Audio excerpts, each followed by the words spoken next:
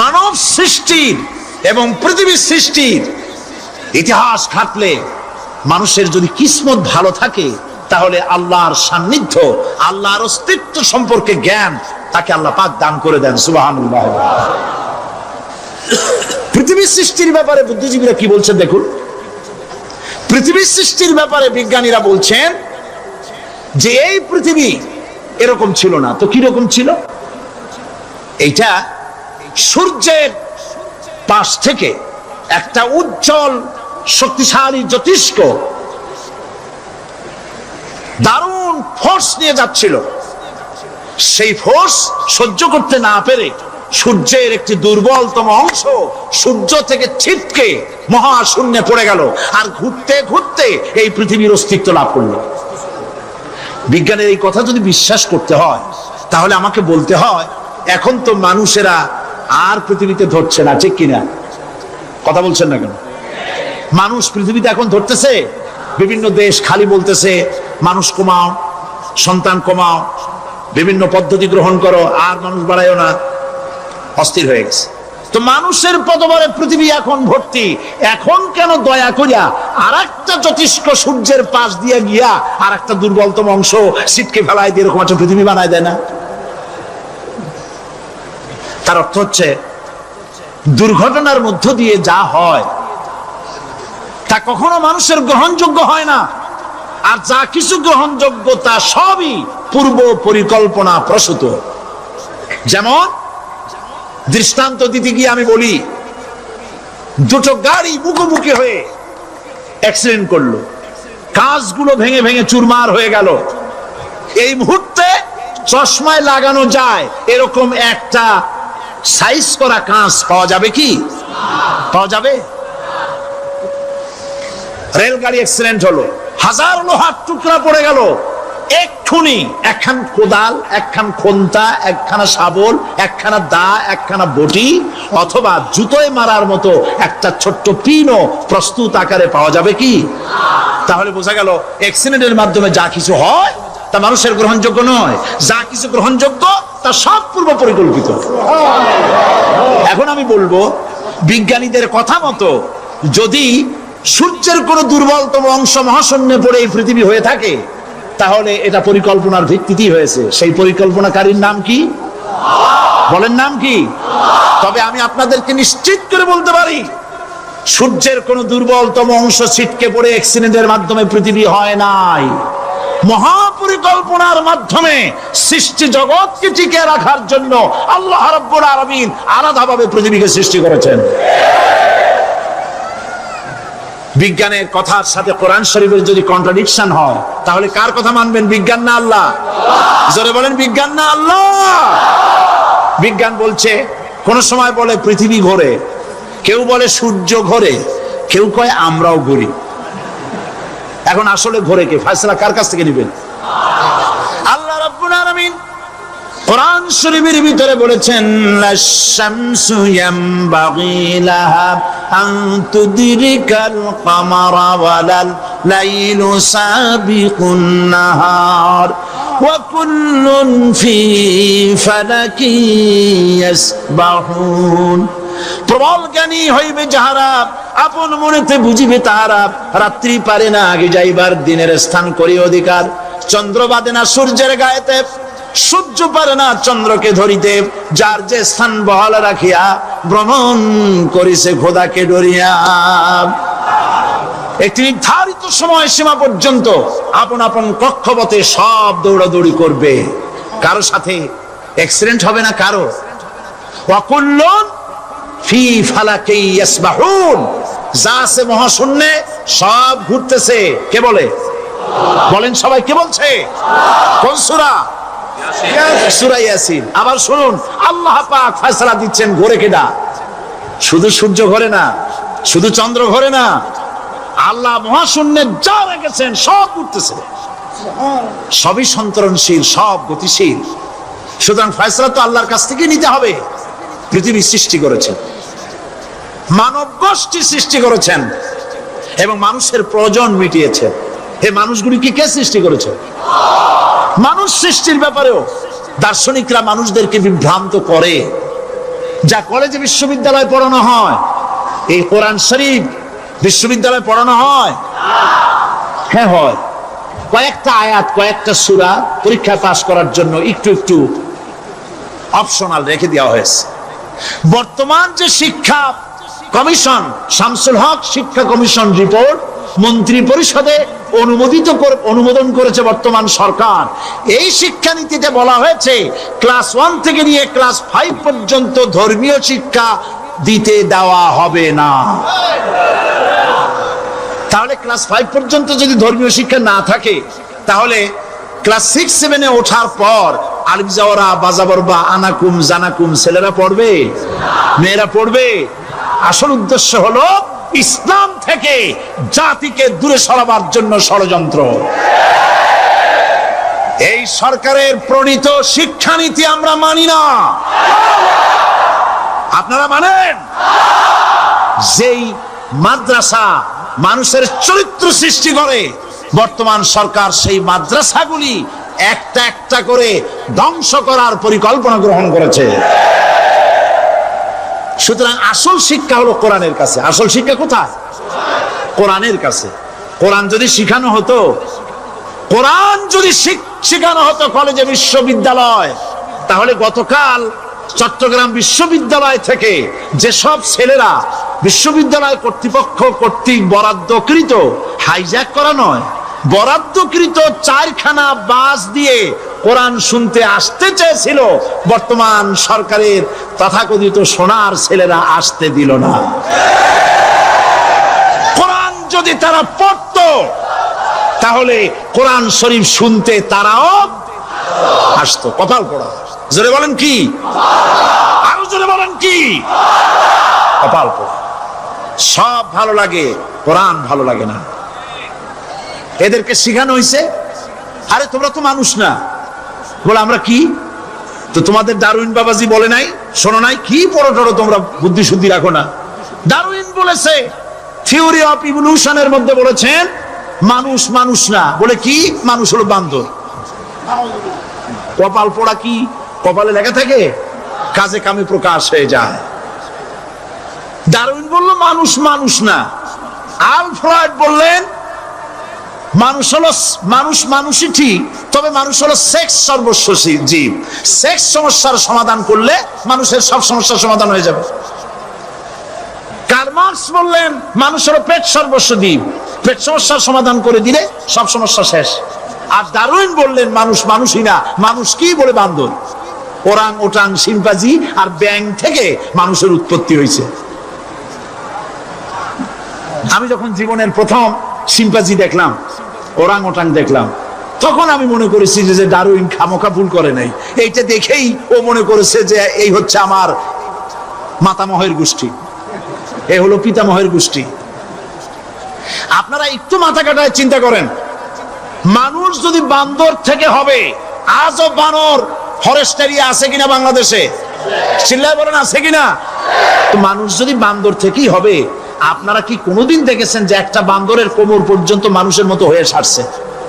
আর কিছুদিন গেলেই পুরা মানুষ হয়ে যাবে। গলা পর্যন্ত মানুষের মতো হয়ে গেছে, আর কদিন গেলেই মানুষ হয়ে যাবে। দেখছেন কখনো? আচ্ছা আপনারা বলেন, পাবদা মাছ আপনারা চট্টগ্রামে কি বলেন? পাবদাই বলেন। পাবদা মাছ দেখতে কি মাছের মতো লাগে? বোয়াল মাছের মতো। কোন পাগলে কি বলছে কথা যে বোয়ালের পূর্বপুরুষ পাবদা? পাবদাগুলি পুটি টুটি খাইয়ে খাইয়ে আস্তে আস্তে বোয়াল হয়ে গেছে, এ কথা কেউ বলে? আচ্ছা শোলের যে ছোট সাইজ, শোল মাছ, গজাল মাছ, এর যে ছোট্ট সাইজ ভর্তা করে খায়, শুটকি বানায় খায়, ওগুলোর কি বলে? টাকি মাছ। এই টাকি মাছ দেখতে শোল মাছের মতো। কেউ পাগলকে আজ পর্যন্ত বলেছে যে শোল মাছের পূর্বপুরুষ টাকি, টাকিগুলা সারমার খাইয়া আস্তে আস্তে শৌলে পরিণত হয়ে গেছে? কেউ বলেছে? বলো। ডারউইন কয় বোতল খাইয়েছে এই মতবাদ লিখছে আল্লাহই ভালো জানে। যে বান্দরের থেকে মানুষ আবিষ্কার হয়েছে, নাউজুবিল্লাহ। এগুলি পড়ানো হয় কলেজে বিশ্ববিদ্যালয়, তাই আমাদের সোনার ছেলেরা বান্দরামি করে। ওদের যদি পড়ানো হইতো তোমরা বান্দরের গোষ্ঠী নও, তোমরা মানুষ, মর্যাদা কার বেশি, বান্দরের না মানুষের? এ পৃথিবীর প্রথম মানুষকে আদম আলাইহিস সালাম। আদম হইছেন কি দিয়ে? মাটি দিয়ে। আল্লাহ রাব্বুল আলামিন যিনি মানুষ সৃষ্টি করেছেন, তিনি কোরআন শরীফের ভিতরে বলে দিয়েছেন, আমি প্রথমেই বলেছি, আপনারা লক্ষ্য করুন, এই কোরআন তাবিজের কিতাব নয়, এই কোরআন তদবিরের কিতাব নয়, ঝাড়ফুঁকের কিতাব নয়। কোরআন হলো পৃথিবীর মানুষের জন্য কোড অফ লাইফ, পূর্ণাঙ্গ জীবন বিধান। সবকিছু আল্লাহ পাক কোরআনের ভিতরে বলে দিয়েছেন, কোন জিনিস বাদ দেন নাই। আপনি আমি কেমনে সৃষ্টি হয়েছি, আল্লাহ পাক কোরআনের ভিতরে বলেছেন, ইন্না খালাকনাকুম মিন তুরাবিন সুম্মা মিন নুতফাতিন সুম্মা মিন আলাকাতিন সুম্মা মিন মুদগা। নিষ্প্রাণ মাটি দিয়ে তোমাকে উৎপন্ন করা হয়েছে, নিষ্প্রাণ মাটির উপাদান দিয়ে তোমাকে তৈরি করা হলো। মায়ের পেটের ভিতরে এক ফোঁটা নাপাক পানি জমাট রক্তে পরিণত হয়ে গেল, জমাট রক্ত আস্তে করে গোস্ত পিণ্ড হলো, গোস্ত পিণ্ডকে সুন্দর করে সাজায়া হাড্ডি গুড্ডি বানায়া স্ট্রাকচার তৈরি করে তার উপরে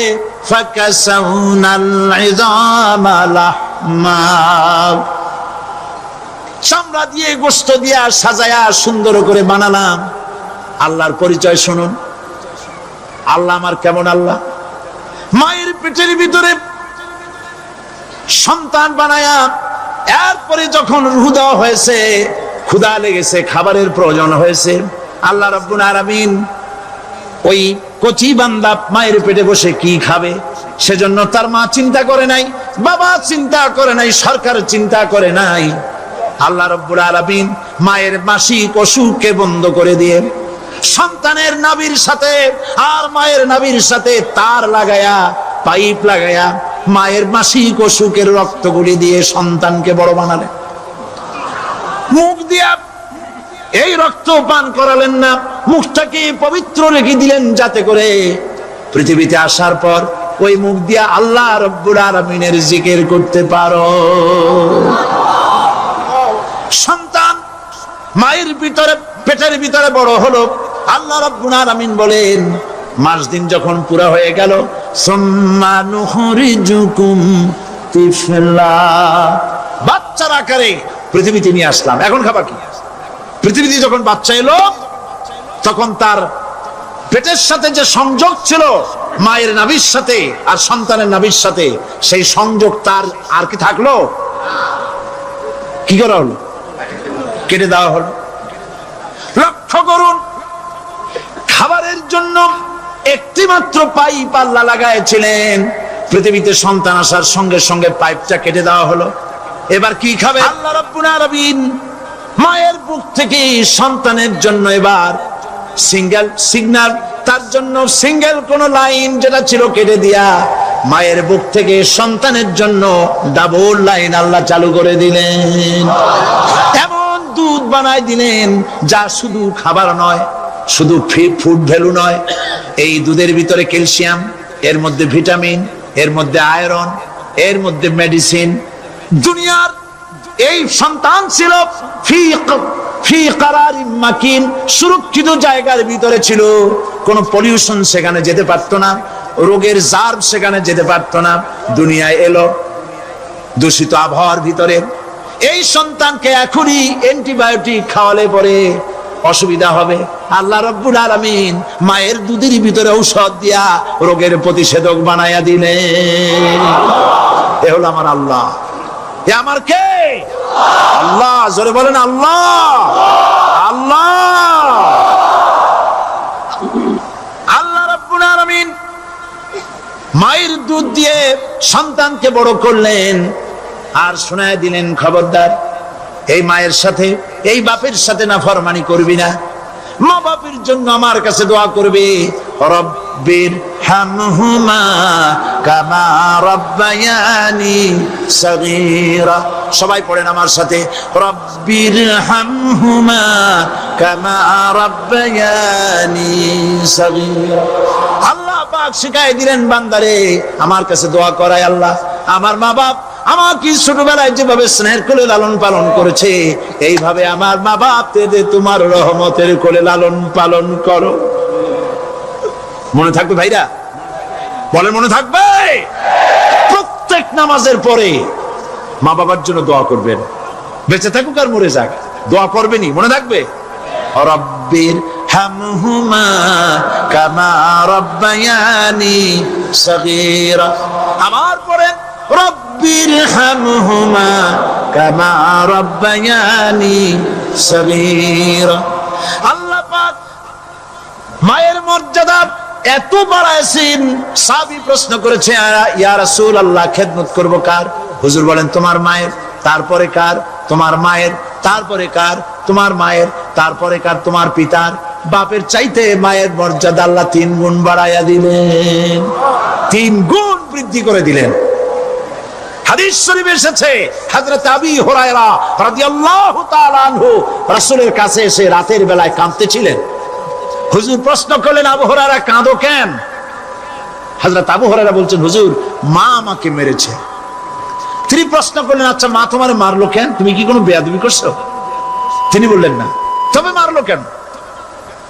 হযরত আবু হুরায়রা বলেন ইয়া রাসূলুল্লাহ আপনার খেদমত থেকে বাড়ি ফিরতে আমার দেরি হয়ে গিয়েছিল। গভীর রাত্রে যখন বাড়ি গেছি মা আমাকে প্রশ্ন করলেন বাবা দেরি হলো কেন, কোথায় ছিলি?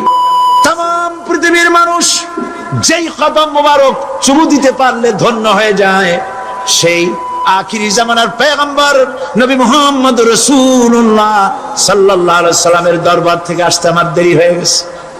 ইয়া রাসূলুল্লাহ আমার মা আপনার নাম শুনে তার গা জ্বলে উঠলো, তিনি কাফের মুশরিকা। আপনার নাম শুনে অগ্নি শর্মা হয়ে আমাকে ধরে পিটানো আরম্ভ করলেন আর বললেন আবু হুরায়রা হয় মুহাম্মদ সাল্লাল্লাহু আলাইহি সাল্লামের বাড়ি ছাড়বি নইলে আমার বাড়ি ছাড়বি, কি করবি বল? মার খেতে খেতে আমি বললাম মা তোমার গায়ে যত শক্তি আছে আমারে মারো, তোমার বাড়ি শুদ্ধ তাম দুনিয়াটা ছেড়ে দিতে পারি, মুহাম্মদ রাসূলুল্লাহর কদম মোবারক ছেড়ে দিতে পারি না। আল্লাহ হুজুর আমার মা গলা ধাক্কা মেরে আমাকে বের করে দিয়েছেন। হুজুর বলছেন আবু হুরায়রা মা তোমাকে মেরেছে আর আমার কাছে নালিশ করছো, আমি তোমার মায়ের কোনো বিচার করতে পারবো না। সুবহানাল্লাহ, এত বড় পাওয়ারফুল নবী, শানওয়ালা, ইজ্জতওয়ালি, বরকতওয়ালি, এত বড় নবী বলছেন মা মেরেছে আমার করার কিচ্ছু নাই। সুবহানাল্লাহ, তোমার মা মুশরিকা হোক আর যাই হোক তোমার মা। সুবহানাল্লাহ বলেন। আমার বন্ধুগণ হযরত আবু হুরায়রা বলেন ইয়া রাসূলুল্লাহ মায়ের বিরুদ্ধে কোনো অভিযোগ নিয়ে আমি আপনার কাছে আসি নাই। হুজুর বললেন কেন আসছো বলো খুলে। আবু হুরায়রা বলেন হুজুর আমি জানি আপনি আল্লাহর দরবারে যদি কোনো ব্যাপারে হাত তোলেন আল্লাহ মঞ্জুর করে ফেলেন, আপনি দয়া করে আমার মার জন্য দোয়া করেন আল্লাহ যেন হেদায়েত দিয়ে দেন। আমার নবীজি দুখানে হাত উত্তোলন করলেন, বললেন আল্লাহুম্মা ইহদি উম্মা আবি হুরায়রা, আয় আল্লাহ আমি দোয়া করতেছি আবু হুরায়রার মাকে হেদায়েত নসিব করো। হুজুর হাত তুলে মোনাজাত করছেন, আবু হুরায়রা দৌড় দিলেন বাড়ির দিকে। কয়েকজন সাহাবী হযরত আবু হুরায়রার জামা টেনে ধরেছে, এই ভদ্রলোক দৌড়ায় কেন? এত শান্ত মানুষ, কখনো গরম হয়ে কারো সঙ্গে কথা বলে না, এই মানুষটা দৌড়ায় কেন? কোনো বিপদ হইল নাকি? জামা টেনে ধরে বলে আবু হুরায়রা দৌড়াও কেন? হযরত আবু হুরায়রা বলেন জামা ছেড়ে দাও, কোনো বিপদ আমার হয় নাই, আমি দৌড়াইয়া বাড়ি যাই দেখতে চাই। আমি দৌড়াইয়া আগে বাড়ি যেতে পারলাম না, আমার নবীর দোয়া আগে আমার বাড়ি চলে গেছে, আমি এটা দেখতে চাই। হযরত আবু হুরায়রা দৌড়াতে দৌড়াতে বাড়ি চলে গেছেন। দরজায় নক করলেন, ভেতর থেকে আওয়াজ এলো কে? তিনি বললেন আমি আবু হুরায়রা, মা দরজা খুলে দাও, আমি তোমার সন্তান। মা বললেন বাবা অপেক্ষা করো, দরজা খুলতেছি। হযরত আবু হুরায়রা বলেন মায়ের গলার আওয়াজের ভেতরে কুফরি কর্কশতা পেলাম না, মায়ের গলার আওয়াজের ভেতরে তাওহীদের নরমিয়াত পেলাম। আমার কাছে মনে হলো আমি আবু হুরায়রা বাড়ি আসার আগে নবীজির দোয়া আল্লাহর আরশে পৌঁছে গেছে। বলছেন মা আমার কিছুক্ষণ পরে ঘরের থেকে বেরিয়ে এসেছেন, আমি দেখলাম মায়ের শরীর ভিজা, মাথার চুল দিয়া পানি টপকাচ্ছে। মা আমার বললেন বাবারে তোমাকে মারার পর আমি নিদারুণ অনুশোচনায় পড়েছিলাম, মনে মনে ভাবলাম আহারে আমার সন্তান আমি কেন মারলাম, সে তো কোনো খারাপ কাজ করে নাই, কোনো খারাপ জায়গায় যায় নাই, এত ভালো মানুষ যার সম্পর্কে লোকেরা খামোখাই মিথ্যা কথা বলে, এই ভালো মানুষটার কাছে গেছে, সেজন্য আমি মারলাম কেন? বাবা গো আমি আমার ভুল বুঝতে পেরেছি, জীবনের ভুলও ধরা পড়েছে, আমাকে জলদি করে নিয়ে চলো বিশ্ব নবীর দরবারে। হযরত আবু হুরায়রা রাসূলুল্লাহর খেদমতে এসে ঘোষণা করলেন আশহাদু আল্লা ইলাহা ইল্লাল্লাহু ওয়াহদাহু লা শারীকা লাহু ওয়া আশহাদু আন্না মুহাম্মাদান আবদুহু ওয়া রাসূলুহু। আমার ভাইরা, আল্লাহ রাব্বুল আলামিন মানুষ সৃষ্টি করে পৃথিবীতে পাঠিয়ে দিলেন, খাবারের ইন্তজাম করলেন, এগুলি সব আল্লাহর পরিচয়। আল্লাহরে চেনার জন্য বড় বড় কিতাব ঘাটা লাগে না, কিসমতে যদি থাকে দুই একটা দৃষ্টান্ত যথেষ্ট হয়ে যায়। সুবহানাল্লাহ সুবহানাল্লাহ, দুই একটা দৃষ্টান্ত যথেষ্ট। আল্লাহ পাক সমস্ত সৃষ্টি জগৎকে তৈরি করলেন, সৃষ্টি করলেন, আর তাদের খাদ্যের ব্যবস্থা করলেন। কে করেছেন খাদ্যের ব্যবস্থা? খাদ্য দেন আল্লাহ। কিন্তু অহংকারী যারা, তারা বলে দেশের বাম্পার ফলনের জন্য সমস্ত কৃতিত্ব সরকারের। বলেন আস্তাগফিরুল্লাহ, বলেন নাউজুবিল্লাহ। এদের একজন বলছিল 3 বছর কিছু দিবার পারুম না, লোকেরা কয় আমরা না খাইয়ে থাকুম, আল্লাহ কয় আমিও দেহুম, কদ্দুর পারো না খাইয়ে থাকতে। ফসল কে দেন? জোরে বলেন কে দেন? বাম্পার ফসলের ফলনের দাবি সরকার করতে পারে না, এটা কুফরি, এটা শিরক। জমিনের ফসল কে দেন? আকাশের বৃষ্টি কার? পানি কার? সার কার? সব আল্লাহ পাক।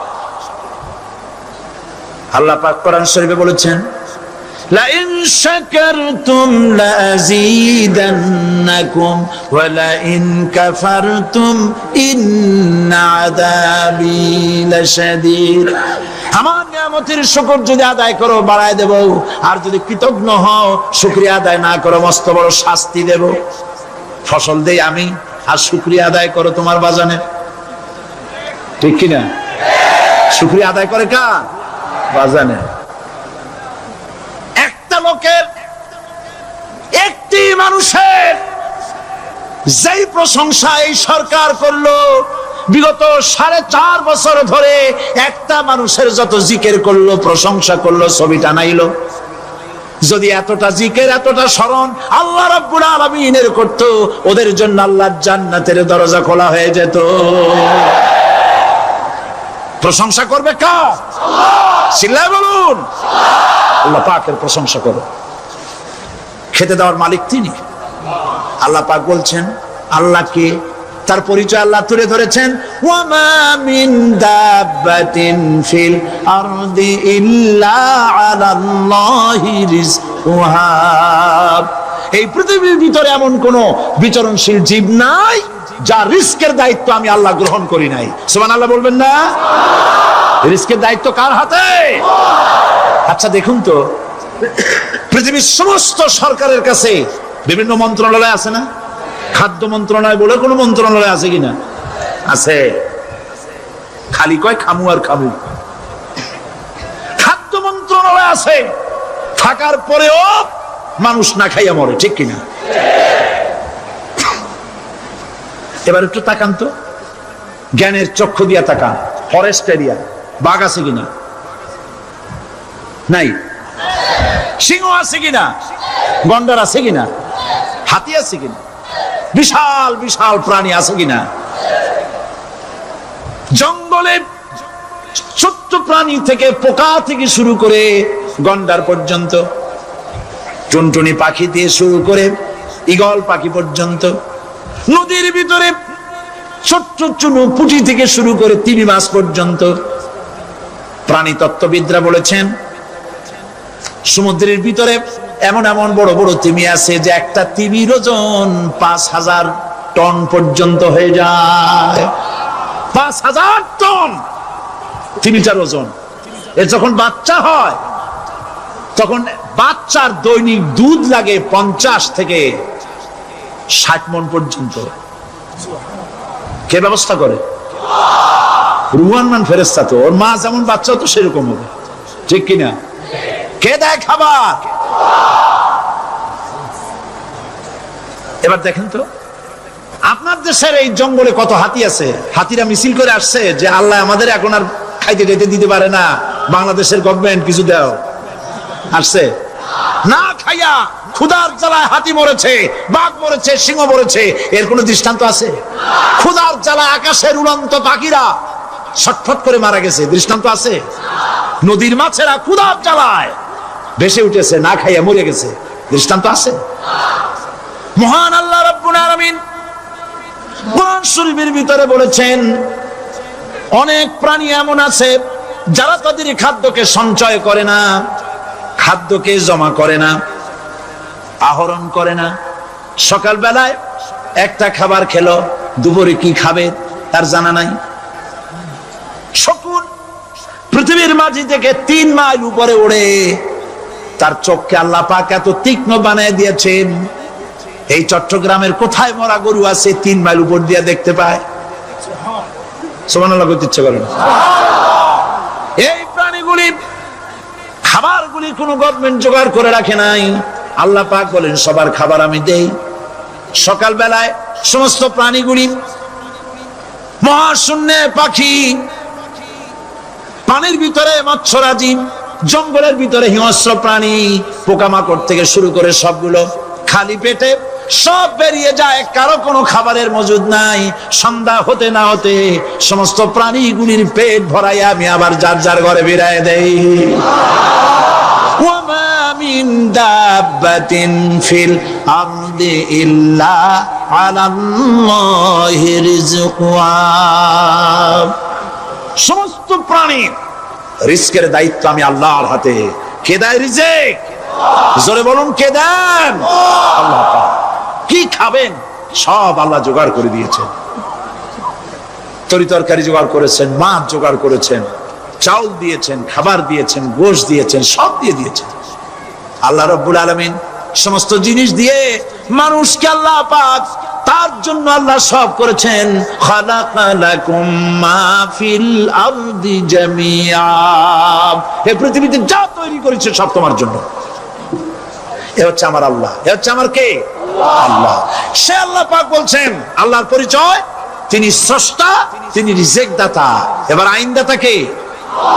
আইনদাতা কে? আরো জোরে বলুন।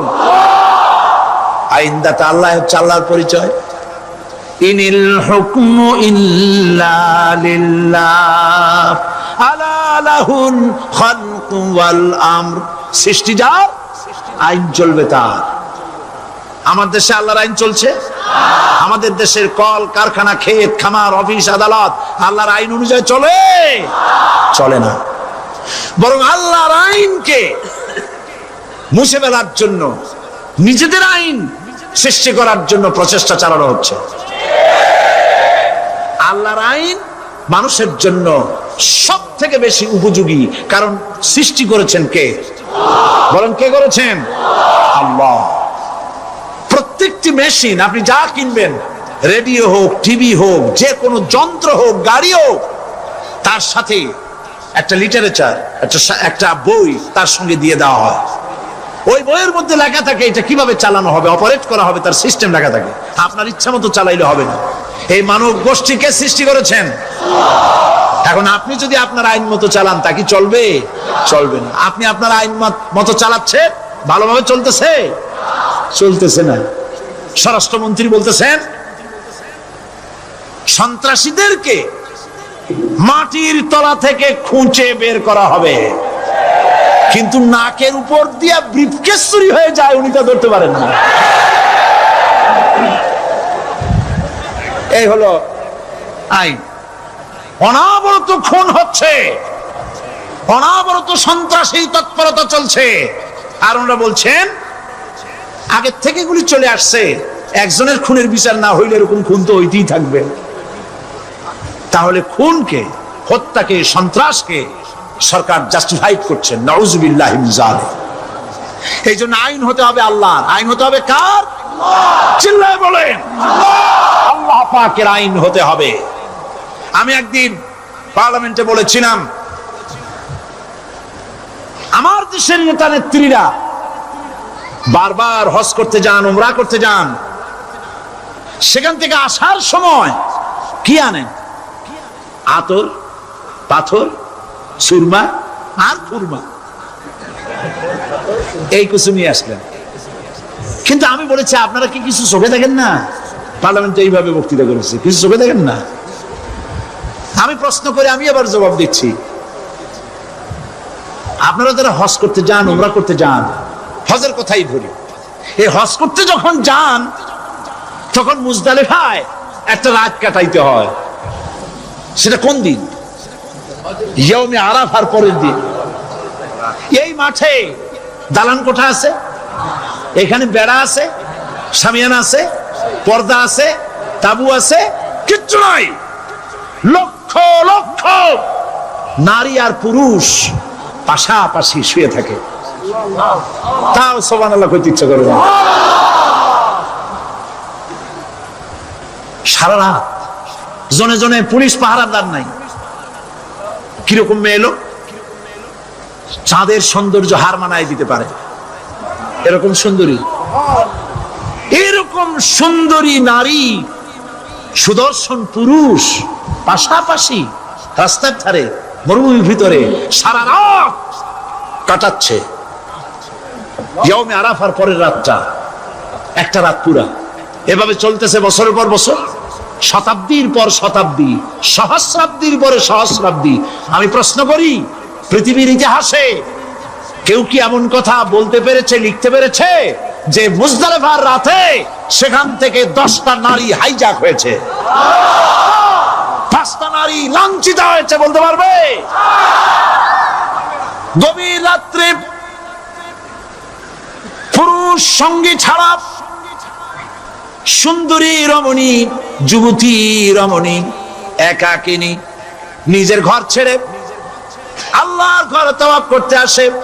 তাওয়াফ সেরে তাহাজ্জুদের নামাজ পড়ে আল্লাহর কাছে মোনাজাত করে একা একা হাজার হাজার লাখো পুরুষের ভিতর থেকে আপন ঘরে ফিরে যায়। কারো বাবার হিম্মত নাই একবার তাকায় সে তো রূপ উপভোগ করার জন্য, আবার তাকায়, অথবা তার আঁচল ধরে টান মারে। আছে ইতিহাস? কথা কন না কেন? সুন্দরী একটা মাইয়া মক্কা থেকে মদিনা থেকে পাওয়া যায় না, 15 দিন হয়ে গেছে। হয়েছে কখনো? এবার জবাব দেন, কেন হয় না? কেন হয় না? আমার দেশের মেয়েরা রাস্তা দিয়ে হাঁটতে পারে না। হাই স্কুল মেয়েদের, হাই স্কুল মেয়েদের কলেজ যখন ছুটি হয়, তথাকথিত সোনার ছেলেরা গেটের সামনে এতিমের মতো কাড়ায় থাকে। অনবরত হাইজ্যাক হচ্ছে, ধর্ষণের সেঞ্চুরি হচ্ছে। আর ওখানে হয় না কেন? ওখানে হয় না এই কারণে, এই কোরআনের আইন আল্লাহ রাব্বুল আলামিন যে আইন দিয়েছেন, ওখানে আইন বলবৎ আছে। আছে নাকি? আছে কিনা? কোন পুরুষ কোন নারীকে ধর্ষণ করেছে যদি প্রমাণিত হয়, সে যদি ফাহাদের ছেলে হয় আর ফাহাদের মেয়ে হয়, কোরআনের শাস্তি হলো পাথর মেরে উড়াইয়া দাও। তাকে জানিয়ে দেওয়া হবে রেডিও টিভির মাধ্যমে, জিনাকারের ব্যভিচারীর শাস্তি হবে। চতুর্দিকে হাজারো লোকেরা দাঁড়াবে, হাতে পাথর নিয়ে পাথর মেরে তাকে তার গোশত হাড্ডি বাতাসের সাথে উড়ায় দেবে।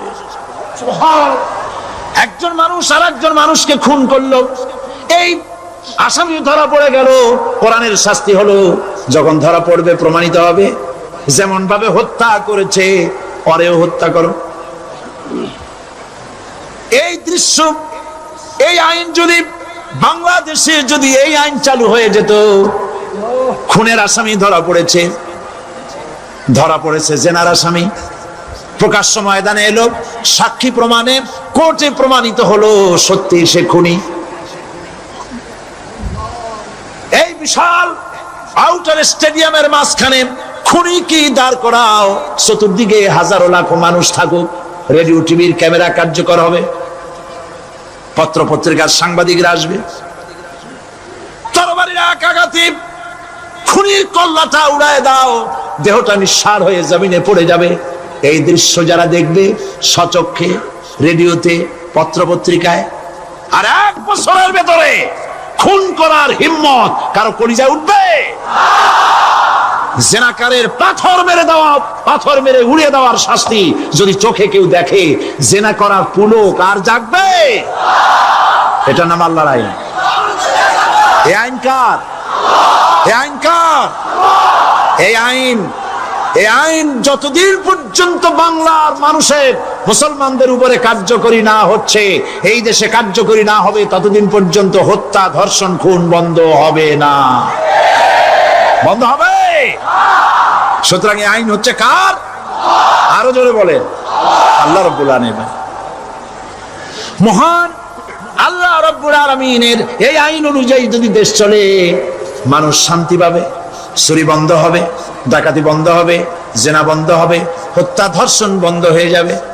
নবীজি এমন একটি আইন চালু করে দিয়ে, কোরআনের বিধান চালু করে দিয়ে এমন একটা সমাজ চালু করেছিলেন, যেই সমাজ সম্পর্কে হুজুর নিজে বলেছেন, খায়রুল কুরুনে কারনি, সর্বশ্রেষ্ঠ যুগ হলো কার যুগ? আমার যুগ। সুবহানাল্লাহ বলেন। রাসূলের যুগ হলো সর্বশ্রেষ্ঠ যুগ। সেই কোরআন, সেই হাদিস আজও আছে না নাই? বলেন জোরে, আজও আছে না নাই? সেই কোরআন এবং সুন্নাহ দিয়ে দেশ শাসন হোক, এটা কি আমরা চাই? কারা কারা চাই? দু হাত উঁচু করে দেখা।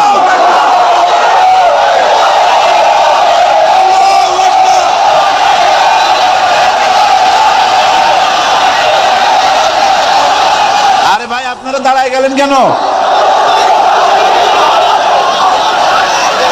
বসেন বসেন। আমি তো একটা স্লোগান দিতে বললাম, হাত দেখতে চাইছি আমি, মাথা দেখতে চাই নাই। এই সুযোগে কোমরটা সোজা করে নিলেন। আচ্ছা বসেন, আর মহব্বতের সাথে জিকির করেন, লা ইলাহা ইল্লাল্লাহ,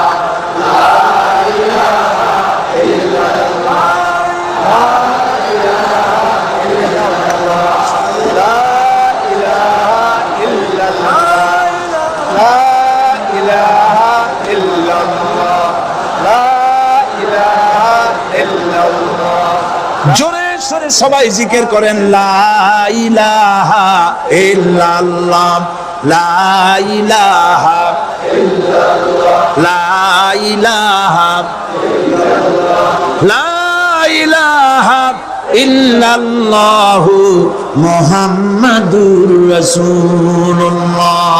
বসুন, আমরা মুনাজাত করব।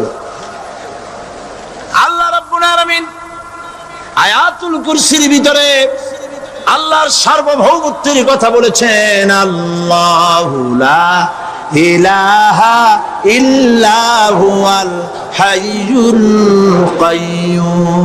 পড়েন আমার সাথে সবাই, আল্লাহু লা ইলাহা ইল্লা হুয়াল হাইয়ুল কাইয়্যুম।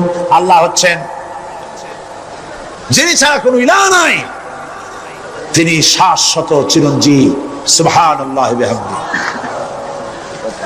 আগামীকাল এর বাকি অংশ আমি আপনাদের সামনে আলোচনা করব ইনশাআল্লাহ। জোরে বলেন ইনশাআল্লাহ। দাঁড়ানো ভাইরা বসেন।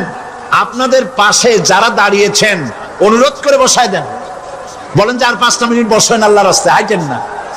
হ্যাঁ বলেন আপনারা যে আল্লাহর রাস্তায় হাইটেন না, বসেন, সবাই বসেন। এত বড় মাহফিলের মুনাজাত, সুবহানাল্লাহ বলেন। চট্টগ্রামের ইতিহাসের শ্রেষ্ঠ মাহফিল, চিল্লায় বলেন সুবহানাল্লাহ। গোটা বিশ্বের কোরআনের শ্রেষ্ঠ মাহফিল। বলেন সুবহানাল্লাহ, যারা বলেন আলহামদুলিল্লাহ।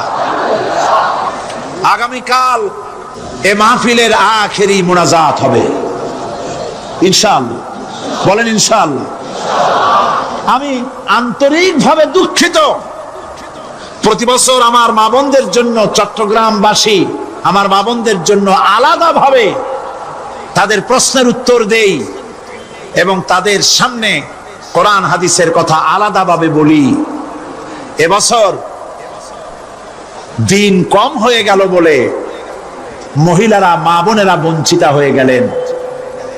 শিশু কিশোরদের জন্য আলাদাভাবে সমাবেশ করা হয়, তাও বঞ্চিত হয়ে গেল। এই বিশাল তাফসীরুল কোরআন মাহফিলের বরকত থেকে চিটাগংবাসীকে যারা বঞ্চিত করলো, আল্লাহ তাদের হেদায়েত নসিব করে দিয়ে।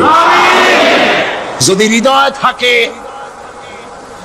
যদি হৃদয় বলে কিছু থাকে, বিবেক বলে যদি কিছু থাকে, আর শরীর যদি মুসলমানের পিওর রক্ত থাকে, তাহলে বাড়ি বসে অনুশোচনা করা উচিত, চোখের পানি ফেলানো উচিত ওই সব লোকের যারা এই বরকতপূর্ণ মাহফিলকে বাধা দিয়েছে। আর যাদের কলজের মধ্যে আল্লাহ মোহর মেরে দিয়েছে, এগুলোর তো হেদায়েত হবে না। যাদেরকে আল্লাহ পাক তৈরি করেছেন জাহান্নামের জন্য, ওদের কাছে মাহফিল অসহ্য, সহ্যই হবে না। নাউজুবিল্লাহ বলেন। চট্টগ্রামবাসীর জন্য তাফসীরুল কোরআন মাহফিল নিয়ামত। এই নিয়ামত কিয়ামত পর্যন্ত আল্লাহ টিকায় রাখুন, বলি আমিন।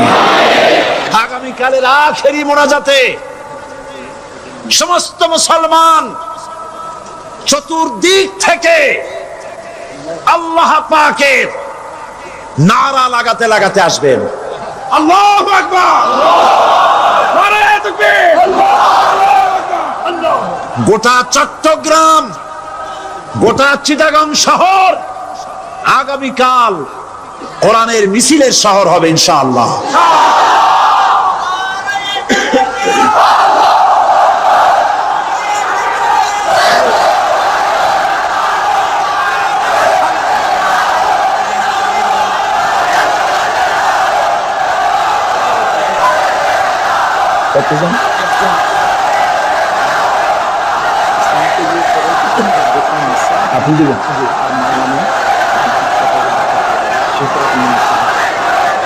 বন্ধুগণ,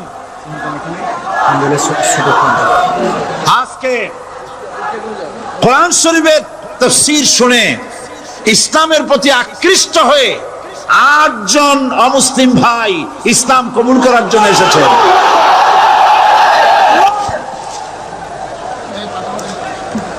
লা ইলাহা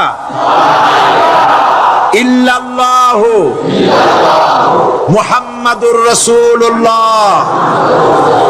আল্লাহ ছাড়া কোনো ইলাহা নাই, মাবুদ নাই। মুহাম্মদ সাল্লাল্লাহু আলাইহি ওয়াসাল্লাম আল্লাহর প্রেরিত রাসূল। আশহাদু আল্লা ইলাহা ইল্লাল্লাহু ওয়াহদাহু লা শারীকা লাহু ওয়া আশহাদু আন্না মুহাম্মাদান আবদুহু ওয়া রাসূলুহু। আমি সাক্ষ্য দিচ্ছি আল্লাহ ছাড়া কোনো ইলাহা নাই, মাবুদ নাই, উপাস্য নাই। তিনি এক, তিনি একক, তার কোনো অংশীদার নাই।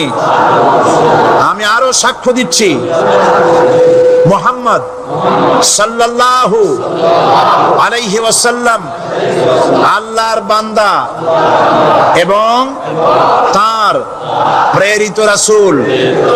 সকলকে বলো আসসালামু আলাইকুম। আপনারা সবাই জবাব দেন।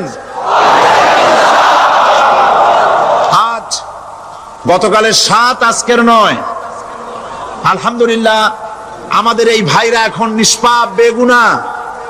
আমাদের এই নবাগত ইসলামে দীক্ষিত নিষ্পাপ মুসলমানদের সাথে আমি আপনাদের পক্ষ থেকে আলিঙ্গন করছি।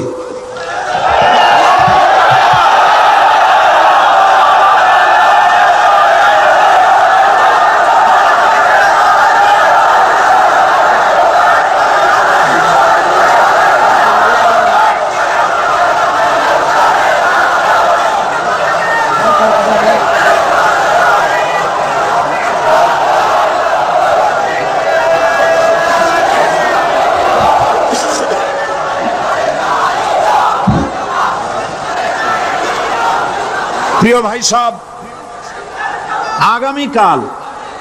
আগামীকাল আপনারা দলে দলে চতুর্দিক থেকে আল্লাহ পাকের বড়ত্ব, মহানত্ব, শ্রেষ্ঠত্বের ঘোষণা দিতে দিতে আসবেন। আল্লাহর বড়ত্ব, বিরাটত্ব, মহানত্ব আর শ্রেষ্ঠত্বের ঘোষণা দিতে হয় কিভাবে? আল্লাহু আকবার। সবাই জোরে বলেন,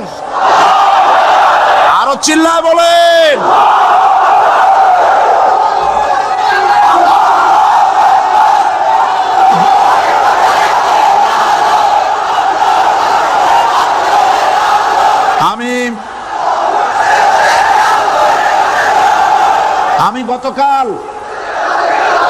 আমি গতকাল এই মাহফিলে পুলিশ প্রশাসনকে অনুরোধ করেছিলাম, আজকের মাগরিবের নামাজের মধ্যে 40 জন নিরপরাধ কোরআন পাগল মুসলমানদেরকে জেল থেকে মুক্তি দেওয়ার জন্য।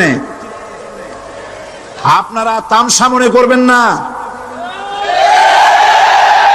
পুলিশ কমিশনার সাহেব, মুসলমানদের ঈমান নিয়ে, আগুন নিয়ে খেলা করবেন না। রাজশাহী এবং চট্টগ্রাম এক জিনিস নয়।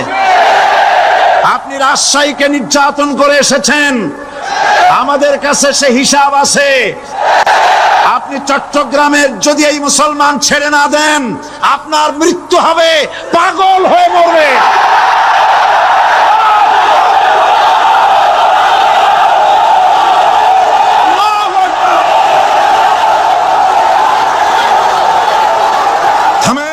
বান্দা যখন আল্লাহর দরবারে দুহাত উঁচু করে চোখের পানি ফেলে দেয়, মুসলিম শরীফের হাদিসের ভিতরে এসেছে, গভীর রাত্রে, রাতের তৃতীয় অংশে আল্লাহ রাব্বুল আলামিন প্রথম আকাশে আসেন আর ডেকে বলেন, পৃথিবীতে আছো নাকি কেউ গুনাহ করে জীবন বরবাদ করে দিয়েছো, আমার কাছে মাপ চাও। ঋণগ্রস্ত আছো, অসুস্থ আছো, অপমানিত আছো, কে আছো মাজলুম, আমাকে ডাকো, আমার কাছে বলো, আমি ডাকের সাড়া দেব, জীবনের আশা পূরণ করে দেব। ওই সময় যেই সমস্ত লোকেরা কাঁদে তাহাজ্জুদের নামাজ পড়ে, আল্লাহ জিজ্ঞেস করেন ফেরেশতারা, অমুক অমুক দেশ অমুক অমুক বান্দারা কাঁদে কেন? ফেরেশতারা বলে, রব্বুল আলামিন তুমি তো ভালো করে জানো। আল্লাহ বলেন, জানি, তবুও তোমাদের মুখে শুনতে চাই। তারা বলে, রব্বুল আলামিন তোমার এই বান্দা গুনাহ করেছি, গুনার জন্য মাফ চায়, জাহান্নাম থেকে বাঁচতে চায়। আল্লাহ পাক বলেন, ফেরেশতারা আমার এই বান্দারা আমারে দেখেছে নাকি? বলে দেখে নাই। বলে আমার দোজখ দেখেছে নাকি? বলে না, তাও দেখে নাই। আমার বেহেশত দেখেছে নাকি? বলে না, তাও দেখে নাই। আল্লাহ পাক বলেন, ফেরেশতারা সাক্ষী থাকো, ওরা আমাকে দেখে নাই, আমার বেহেশত দোজখ কিছুই দেখে নাই, শুধুমাত্র আমার নবীর কথা, আমার কোরআনের কথা বিশ্বাস করে আরামের ঘুমকে হারাম করে যেভাবে তারা কাঁদতেছে, সাক্ষী থেকে যাও ফেরেশতারা, আমার রহমতের দরিয়ায় জোশ মেরেছে, আমার ওই ক্রন্দনরত বান্দাগুলিকে আমি আল্লাহ মাফ করে দিলাম।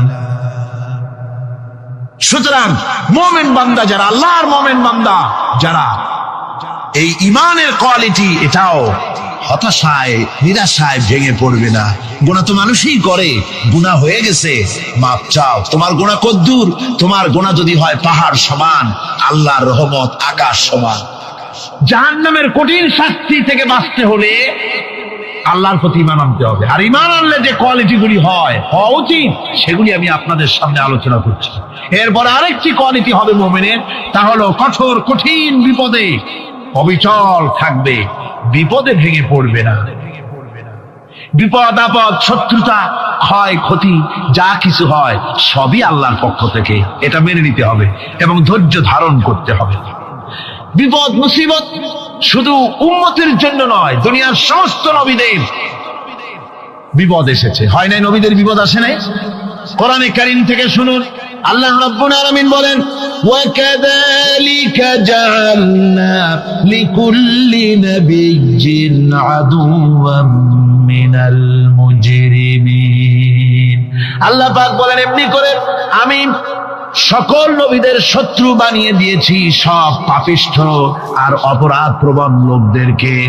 প্রত্যেক যুগে নবীদের শত্রু ছিল, প্রত্যেক যুগে নবীদের কি ছিল? শত্রু ছিল। সে শত্রু কারা ছিল? আল্লাহ পাক বলছেন নবীদের শত্রু ছিল পাপিষ্ঠ আর অপরাধ প্রবণ লোক, এরাই ছিল নবীদের দুশমন। রাসূলগণের অবস্থা যদি এই হয়, তাহলে তার উম্মত, ওই দিনের ধারক বাহক যারা, তাদের বুঝি বিপদ আপদ হবে না? নাকি হবে কিনা? তো ইসলামের বিরোধিতা যারা করে, কোরআনের পরিভাষায় বলা হয়েছে ইসলামের দুশমন, নবীদের দুশমন। দুনিয়ার সব পাপিষ্ঠ আর অপরাধ প্রবণ লোকেরাই ইসলামের দুশমন হয়, নবীদের দুশমন হয়। আজও দেখেন, আজও তাকিয়ে দেখেন, ইসলামী আন্দোলনের বিরোধিতা যারা করে তারা পাপিষ্ঠ চরিত্রের কিনা তাকায় দেখেন, খুঁজে দেখেন, সর্বত্র খুঁজে দেখুন, খুঁজে দেখুন। যারা ইসলামী আন্দোলনের বিরোধিতা করে, যারা ইসলামকে মিটিয়ে দেওয়ার চেষ্টা করতেছে, যারা ইসলামকে মৌলবাদ বলে, ইসলামকে সাম্প্রদায়িক বলে, কোরআনে কারীমের কথা কত স্পষ্ট যে নবীদের দুশমন হয়, ইসলামের দুশমন হয় মুজরিম লোকেরা, অপরাধ প্রবণ আর পাপিষ্ঠ লোকেরা। আজও আমরা দেখতে পাই এই শ্রেণীর লোকেরা পাপিষ্ঠ এবং সবচাইতে সমাজের নিকৃষ্ট ধরনের চরিত্রহীন লোক। নামাজ নাই। আপনি খুঁজে দেখেন ইসলামী আন্দোলনের বিরোধিতা যারা করছে, যারা নেতৃত্ব দিচ্ছে, নামাজ নাই, রোজা নাই, চরিত্র নাই, হজ নাই, যাকাত নাই, মদ, জুয়া, জেনা, ব্যভিচার ইত্যাদিতে লিপ্ত। চেহারা দেখলে ছেলেপেলেরা 2 গ্লাস পানি খায়, ভরস ওঠে। কথা ঠিক কিনা কয়? এই হলো অবস্থা। মারে কেন? মুমিনদেরকে, পয়গম্বরদেরকে, সাহাবীদেরকে এবং ঈমানদারদেরকে মারে কেন? তার কারণ হচ্ছে আল্লাহ রাব্বুল আলামিন বলেছেন, ওয়া মা নাকামু মিনহুম ইল্লা আইয়ুমিনু বিল্লাহিল আজিজিল হামিদ। কাফিররা ঈমানদার লোকদেরকে অন্য কোন অপরাধী নির্যাতন চালায় না, নির্যাতন চালায় শুধু এই কারণে যেহেতু মুমিন লোকেরা পরাক্রমশালী, আল্লাহ রাব্বুল আলামিনের দ্বীনকে কায়েম করতে চায়, তার উপরে ঈমান এনেছে, এই কারণেই তারা মারে। ঠিক কিনা কর? যুগে যুগে নবীদের উপরে, সাহাবীদের উপরে যে অত্যাচার হয়েছে, সে অত্যাচার এই কারণেই হয়েছে, অন্য কোনো কারণে নয়। এই কঠিন বিপদে অবিচলতা এবং ধৈর্যের দৃষ্টান্ত নবীগণ পেশ করেছেন পৃথিবীর বুকে। আমরা দেখেছি ইব্রাহিম আলাইহিস সালামকে আগুনে ফালানো হয়েছে, আছে না কোরআন শরীফে? আমি কিন্তু গল্প করতেছি না, সব কোরআনের কথা। কিসের কথা? ইব্রাহিম আলাইহিস সালামকে আগুনে ফালানো হচ্ছে। অপরাধ কি? অপরাধ হচ্ছে হযরত ইব্রাহিম আলাইহিস সালাম দাওয়াত দিয়েছেন, লা ইলাহা ইল্লাল্লাহ। জোরে পড়েন, লা ইলাহা ইল্লাল্লাহ, লা ইলাহা, লা ইলাহা ইল্লাল্লাহ মুহাম্মাদুর রাসূলুল্লাহ। হযরত ইব্রাহিম আলাইহিস সালাম দ্বীনের দাওয়াত দিয়েছেন, এক আল্লাহর দাওয়াত দিয়েছেন, ঈমানের দাওয়াত দিয়েছেন। আর কোন অপরাধ ছিল না। নমরুদ সহ্য করতে পারলো না।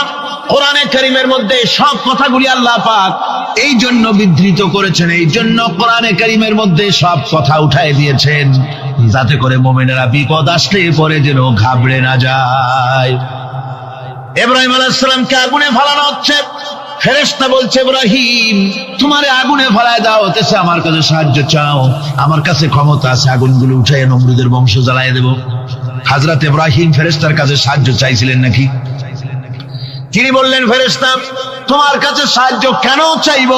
আমি তো এমন কোন অন্ধ আল্লাহর ইবাদত করি না যেই অন্ধ স্রষ্টা তার গোলামের দুঃখ দুর্দশা না দেখেন। আমি তোমার কাছে সাহায্য চাইব না। হযরত ইব্রাহিম আলাইহিস সালাম পাশ করলেন। কি বলেন, পাশ করছেন না? ঈমানের পরীক্ষায় পাশ। আগুনের মধ্যে হযরত ইব্রাহিমকে যখন ফেলানো হচ্ছে, রব্বুল আলামিন আগুনের প্রতি নোটিশ করে দিলেন, ইয়া নারু কুনি بردا وسلاما على إبراهيم আগুন আমার ইব্রাহিমের জন্য শান্তিদায়ক ঠান্ডা হয়ে যা। এখন কি আর আগুনের বাপের ক্ষমতা আছে ইব্রাহিমকে পোড়ানো? আর ক্ষমতা নাই। আমার বন্ধুগণ, ইব্রাহিম আগুনের ভিতরে আরামে বসা আছেন, আর ওদিকে নমরুদ বসে বসে দেখতেছে দূর থেকে। ইব্রাহিম তো জ্বলে না, গায়ের মধ্যে আগুন জ্বলে গেল। ডাক দিয়ে কয়, আগুন তোর হলো কি? কেন জ্বালাইতে পারিস না আমার দুশমন রে? হলোটা কি তোর? তোর কি জ্বালানোর শক্তি বন্ধ হয়ে গেল নাকি? আগুনের ভিতর থেকে জবাব এলো, নমরুদ রে, আমার ভিতরে জ্বালানোর শক্তি আছে কি নাই যদি প্রমাণ করতে চাও, টেস্ট করতে চাও, তুই নিজে আয়, তোরে শুদ্ধ তামাম দুনিয়া জ্বালাই দিতে পারি, ইব্রাহিমের এক গাছা পশমও জ্বালাই দিতে পারি না। তার কারণ হচ্ছে আমি হচ্ছি মাখলুক, আল্লাহ হচ্ছেন খালিক। আল্লাহ আমাকে বলেছেন না জ্বালাতে, তুমি 1000 বার বললেও আমি ইব্রাহিমকে জ্বালাইতে পারবো না।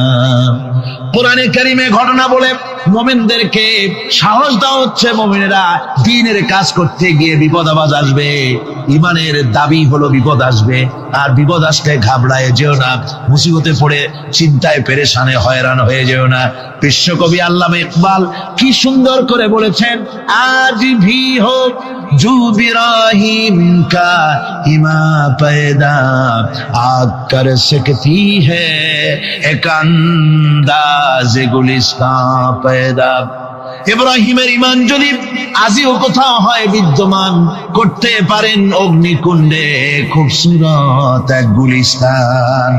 আজও যদি আগুনের ভিতরে কোন নমরুদ কোন ইব্রাহিমকে যদি ফেলে দেয়, আল্লাহ রাব্বুল আলামিন আজও আগুনকে ফুলের বাগান বানায়া দিবেন। সুবহানাল্লাহ।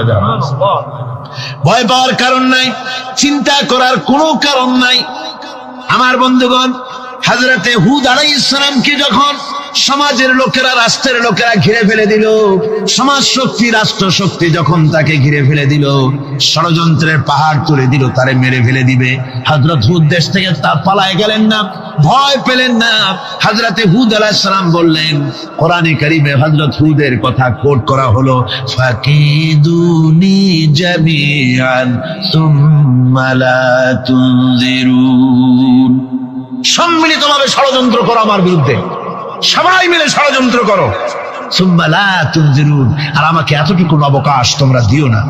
ইন্নী তাওয়াক্কালতু আলাল্লাহি রাব্বি ওয়া রাব্বিকুম, আমি ভরসা করেছি সেই আল্লাহর উপরে যার কুদরতি হাতের ভেতরে, যিনি আমাদের রব তোমাদেরও রব, আর যার কুদরতি হাতের ভিতরে তামাম পৃথিবীর জানগুলি যার হাতে, সে আল্লাহর উপরে ভরসা করেছি। ষড়যন্ত্র যদ্দূর আছে করতে থাকো, আমি ষড়যন্ত্র পরোয়া করি না। সুবহানাল্লাহ। এটাই হলো মুমিনের কোয়ালিটি।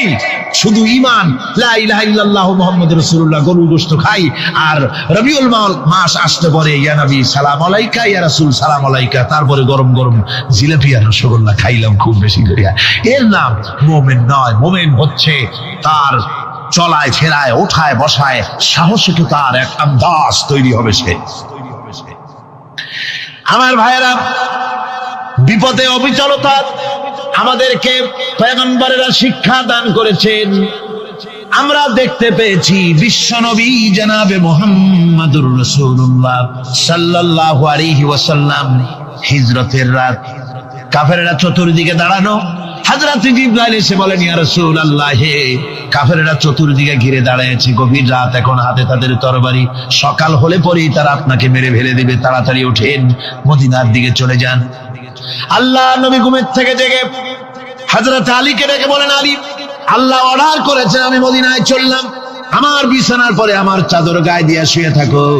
হযরত আলী বলেন, আল্লাহর হাবিব, আপনার চাদর গায়ে দিয়ে ঘুমিয়ে থাকবো, সকালবেলায় কাফির বেঈমানেরা আপনার বিছানার পরে আপনার চাদর গায়ে দেওয়া অবস্থায় আমি আলীকে তারা মুহাম্মদ মনে করবে, আর আমি আলীকে নবী মনে করে তারা তাদের তরবারি দিয়া কেটে কেটে টুকরা টুকরা করে আবার বিদায় করে দেবে দুনিয়া থেকে। এতটুকুনো পরোয়া করি না, বরং আমার দিলের মধ্যে এটাই তৃপ্তি থাকবে যে আমি আলীর জীবনের বিনিময় আল্লাহর হাবিব দুনিয়ায় বেঁচে আছেন। যে ব্যক্তি বিদ্রোহ করেছে এবং দুনিয়ার জীবনকে অগ্রাধিকার দিয়েছে তার জায়গা হচ্ছে জাহান্নাম। জোরে বলেন নাউজুবিল্লাহ। যে ব্যক্তি আল্লাহর সঙ্গে বিদ্রোহ করেছে আর পরকালের জন্য পাথর জোগাড় করে নাই, দুনিয়াকে অগ্রাধিকার দিল, পরকালকে ভুলে গেল, তার জায়গা হলো জাহান্নাম।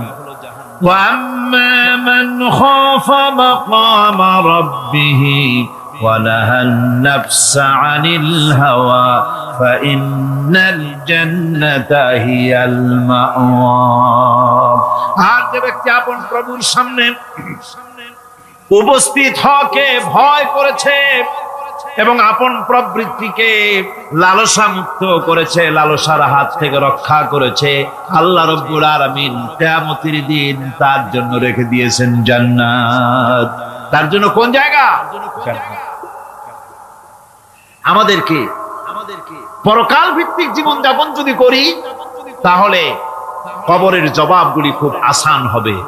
আর যদি পরকাল ভিত্তিক জীবন যাপন না হয় কবরটা মুসিবত হয়ে যাবে। হযরত ওসমান রাদিয়াল্লাহু তাআলা আনহু কবরের কাছে গিয়ে খুব কাঁদতেন। সাহাবায়ে কেরাম প্রশ্ন করেছেন, হুজুর, রাসূল করিম সাল্লাল্লাহু আলাইহি ওয়াসাল্লাম যখন জান্নাত ও জাহান্নামের ওয়াজ করেন তখনও তো এত বেশি আপনি কাঁদেন না, যত বেশি কাঁদেন কবরের কাছে এসে, কারণ কি?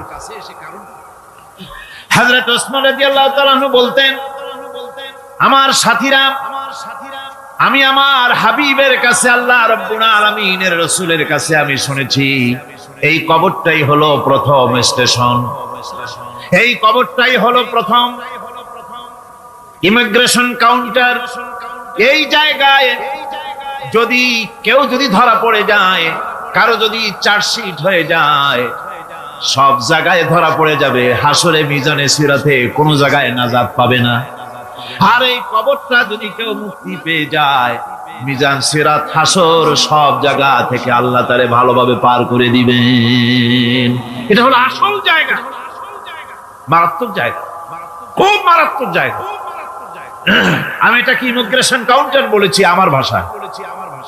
ইমিগ্রেশন কাউন্টার যারা বিদেশ ভ্রমণ করেছেন তারা জানেন। লন্ডন যাবেন, আমেরিকা যাবেন, সৌদি আরব যাবেন, যে কোনো বিদেশে যাবেন, গেলেই পাসপোর্ট তারা দেখবে। পাসপোর্টে আপনার ন্যাশনালিটি কোনটা সেটাই তারা জানতে চাইবে। আপনি কোন দল করেন এটা তারা জানতে চাইবে না। আপনি কোন ভাষায় কথা বলেন তাও তাদের জানার দরকার নেই। প্রথমেই তারা আপনার ন্যাশনালিটি দেখবে, আপনার আইডেন্টিটি কি তারা জানতে চাইবে। তারপরে যদি স্যাটিসফ্যাক্টরি হয় আপনাকে ভিসা দিয়ে ভেতরে ঢোকবার ব্যবস্থা করে দেবে। আর যদি তারা স্যাটিসফাইড না হয় তাহলে আপনাকে মেহমানখানায় ঢুকানো হবে গ্রেফতার করে। কবর হচ্ছে এ ধরনের একটি ইমিগ্রেশন কাউন্টার। কবরের ভিতরে মানুষ যখনই রাখা হবে সঙ্গে সঙ্গে দুজন ফেরেশতা আসবে। কবরের কাছে যারা এসেছিল দাফন হয়ে যাওয়ার পর এই লোকগুলি 40 কদম যেতে যতক্ষণ লাগে এর মধ্যেই দুজন ফেরেশতা এসে যাবে। এসে জিজ্ঞেস করবে, মান রব্বুকা, তুমি কোন দল করতে? ওটা তাদের জানার দরকার নেই। চাকরি কিসে করতেন ওটা জানার দরকার নেই। ব্যবসা করতেন না চাকরি করতেন প্রয়োজন নেই। প্রথমেই জিজ্ঞাসা করা হবে ন্যাশনালিটি, প্রথমেই জিজ্ঞাসা করা হবে তার ন্যাশনালিটি সম্পর্কে, তার আইডেন্টিটিটা কি, এবং সেটাকে সত্যায়িত করার জন্য, বোঝার জন্য 3টি প্রশ্ন। প্রথম প্রশ্ন, মান রব্বুকা ওয়া মা দীনুকা ওয়া মান নাবিয়ুকা, তোমার রব কে, তোমার দ্বীন কি, তোমার নবী কে। যদি এই ব্যক্তি বেঈমান হয়, মুনাফিক হয়, সে বলবে হায় হাতা লা আদরি, হায় হাতা লা আদরি, জানি না, আমার রবকে আমি জানি না। তোমার দিন কি, দিন কারে কয় বুঝি না। এরপরে আল্লাহর নবী জনাবে মুহাম্মদ রাসূলুল্লাহ সাল্লাল্লাহু আলাইহি ওয়াসাল্লাম কে দেখানো হবে, বলা হবে মা কুনতা তাকুলু ফি হাদার রাজুল, এই ব্যক্তি সম্পর্কে তোমার ধারণা কি নিকে? বলবে আমি চিনি না। নাউযুবিল্লাহ। বাস, এরপরে তার যা হবার তাই শুরু হয়ে যাবে। আর যদি বান্দাটা মুমিন হয়, প্রশ্ন করা হবে মান রাব্বুকা, জবাব দেবে রব্বি আল্লাহ, আমার রব আল্লাহ রাব্বুল আলামিন। ওয়া মা দীনুকা, দীনুনা ইসলাম, আমার দিন হচ্ছে ইসলাম। এরপরে আল্লাহর নবীকে দেখানো হবে। কয়েক রকমের বর্ণনা আছে, কোন বর্ণনায় আছে হুজুরের আকারে দেখানো হবে, অথবা রাসূলকে সরাসরি দেখানো হবে। বলা হবে মা কুনতা তাকুলু ফি হাদার রাজুল, এই লোকটি সম্পর্কে ধারণা কি? মুমিন ব্যক্তি বলবে হাদা নবিয়ুনা মুহাম্মাদুর রাসূলুল্লাহ সাল্লাল্লাহু আলাইহি ওয়াসাল্লাম, ইনি আমার তো সেই নবী মুহাম্মাদুর রাসূলুল্লাহ সাল্লাল্লাহু আলাইহি ওয়াসাল্লাম। আমরা যেন এই রকমের জবাব দিতে পারি, আল্লাহ কবুল করো। সকলে জোরে কোন আমিন। জবাব হয়ে যাওয়ার পর গায়ব থেকে আওয়াজ আসবে, ফাফরিশু বিল জান্নাতি ওয়ালবিসু বিল জান্নাহ, ও আমার ফেরেশতারা, আমার এই বান্দাকে জান্নাতের পোশাক পরাইয়া দাও আর কবরটাকে জান্নাতের বিছানা বিছাইয়া দাও। জান্নাতের পোশাক পরাইয়া দাও, জান্নাতের বিছানা বিছাইয়া দাও। ইলা মাদ্দা বাসারিহি, তার চোখের দৃষ্টি যত দূর যায় কবরটা ততটা প্রশস্ত করে দাও। এরপর বেহেশতের পোশাক পরাইয়া, বেহেশতের বিছানা বিছায়া ফেরেশতা বলবে নূম কানাউমুল উরুস, ঘুমিয়ে যাও। দুলামিয়া যেমন বাসর সজ্জায় নতুন বউ নিয়ে আরামে ঘুমায়, এরকম আরামে ঘুমায় যাও। ইলা ইয়াউমিল কিয়ামা, কিয়ামত পর্যন্ত ঘুমায় আরামে ঘুমিয়ে থাকবে। এরপরে সিংহায় ফুৎকার হবে, সিংহার ফুৎকারের আওয়াজে তার ঘুম ভেঙে যাবে। বলবে ইয়া ওয়াইলানা মান বা'আসানা মিন মারকাদিনা, হায় আফসোস, আমার এত আরামের ঘুম থেকে কে আমাকে জাগ্রত করলো, আমার ঘুমটারে নষ্ট করলো কে? আওয়াজ আসবে হাযা মা ওয়াদার রহমান ওয়া সাদাকাল মুরসালুন, এটা হচ্ছে রহমানের সেই ওয়াদা, আর মুরসালিনরা নবীরা সত্য কথাই বলেছিলেন, সেই কিয়ামত অনুষ্ঠিত হচ্ছে। আমার বন্ধুগণ, সেজন্য এই দুনিয়ার মোহে পড়ে থাকলে পরে দুনিয়ায় যারা অগ্রাধিকার দিবে দুনিয়াকে পরকালের তুলনায়, জবাব দিতে পারবে না কবরের ভিতরে গিয়া। আর যারা পরকালকে অগ্রাধিকার দিবে, দুনিয়ার চাইতে পরকালকে বেশি অগ্রাধিকার দেবে, আর আল্লাহর ভয় কলিজার ভিতরে রাখবে, কবরের জবাব সঠিকভাবে দিতে পারবে, কিয়ামতের দিন আল্লাহ রাব্বুল আলামিন তাদের জন্য জান্নাত দান করবেন। জোরে বলেন আমিন। দুনিয়াটা হচ্ছে দুনিয়া যেখানে আমরা আছি। আমি আগেই বলেছি দুনিয়া হচ্ছে আদনা শব্দ থেকে এর উৎপত্তি হয়েছে, তুচ্ছ নিকৃষ্ট, এটার দাম নাই, এটার মূল্য নাই।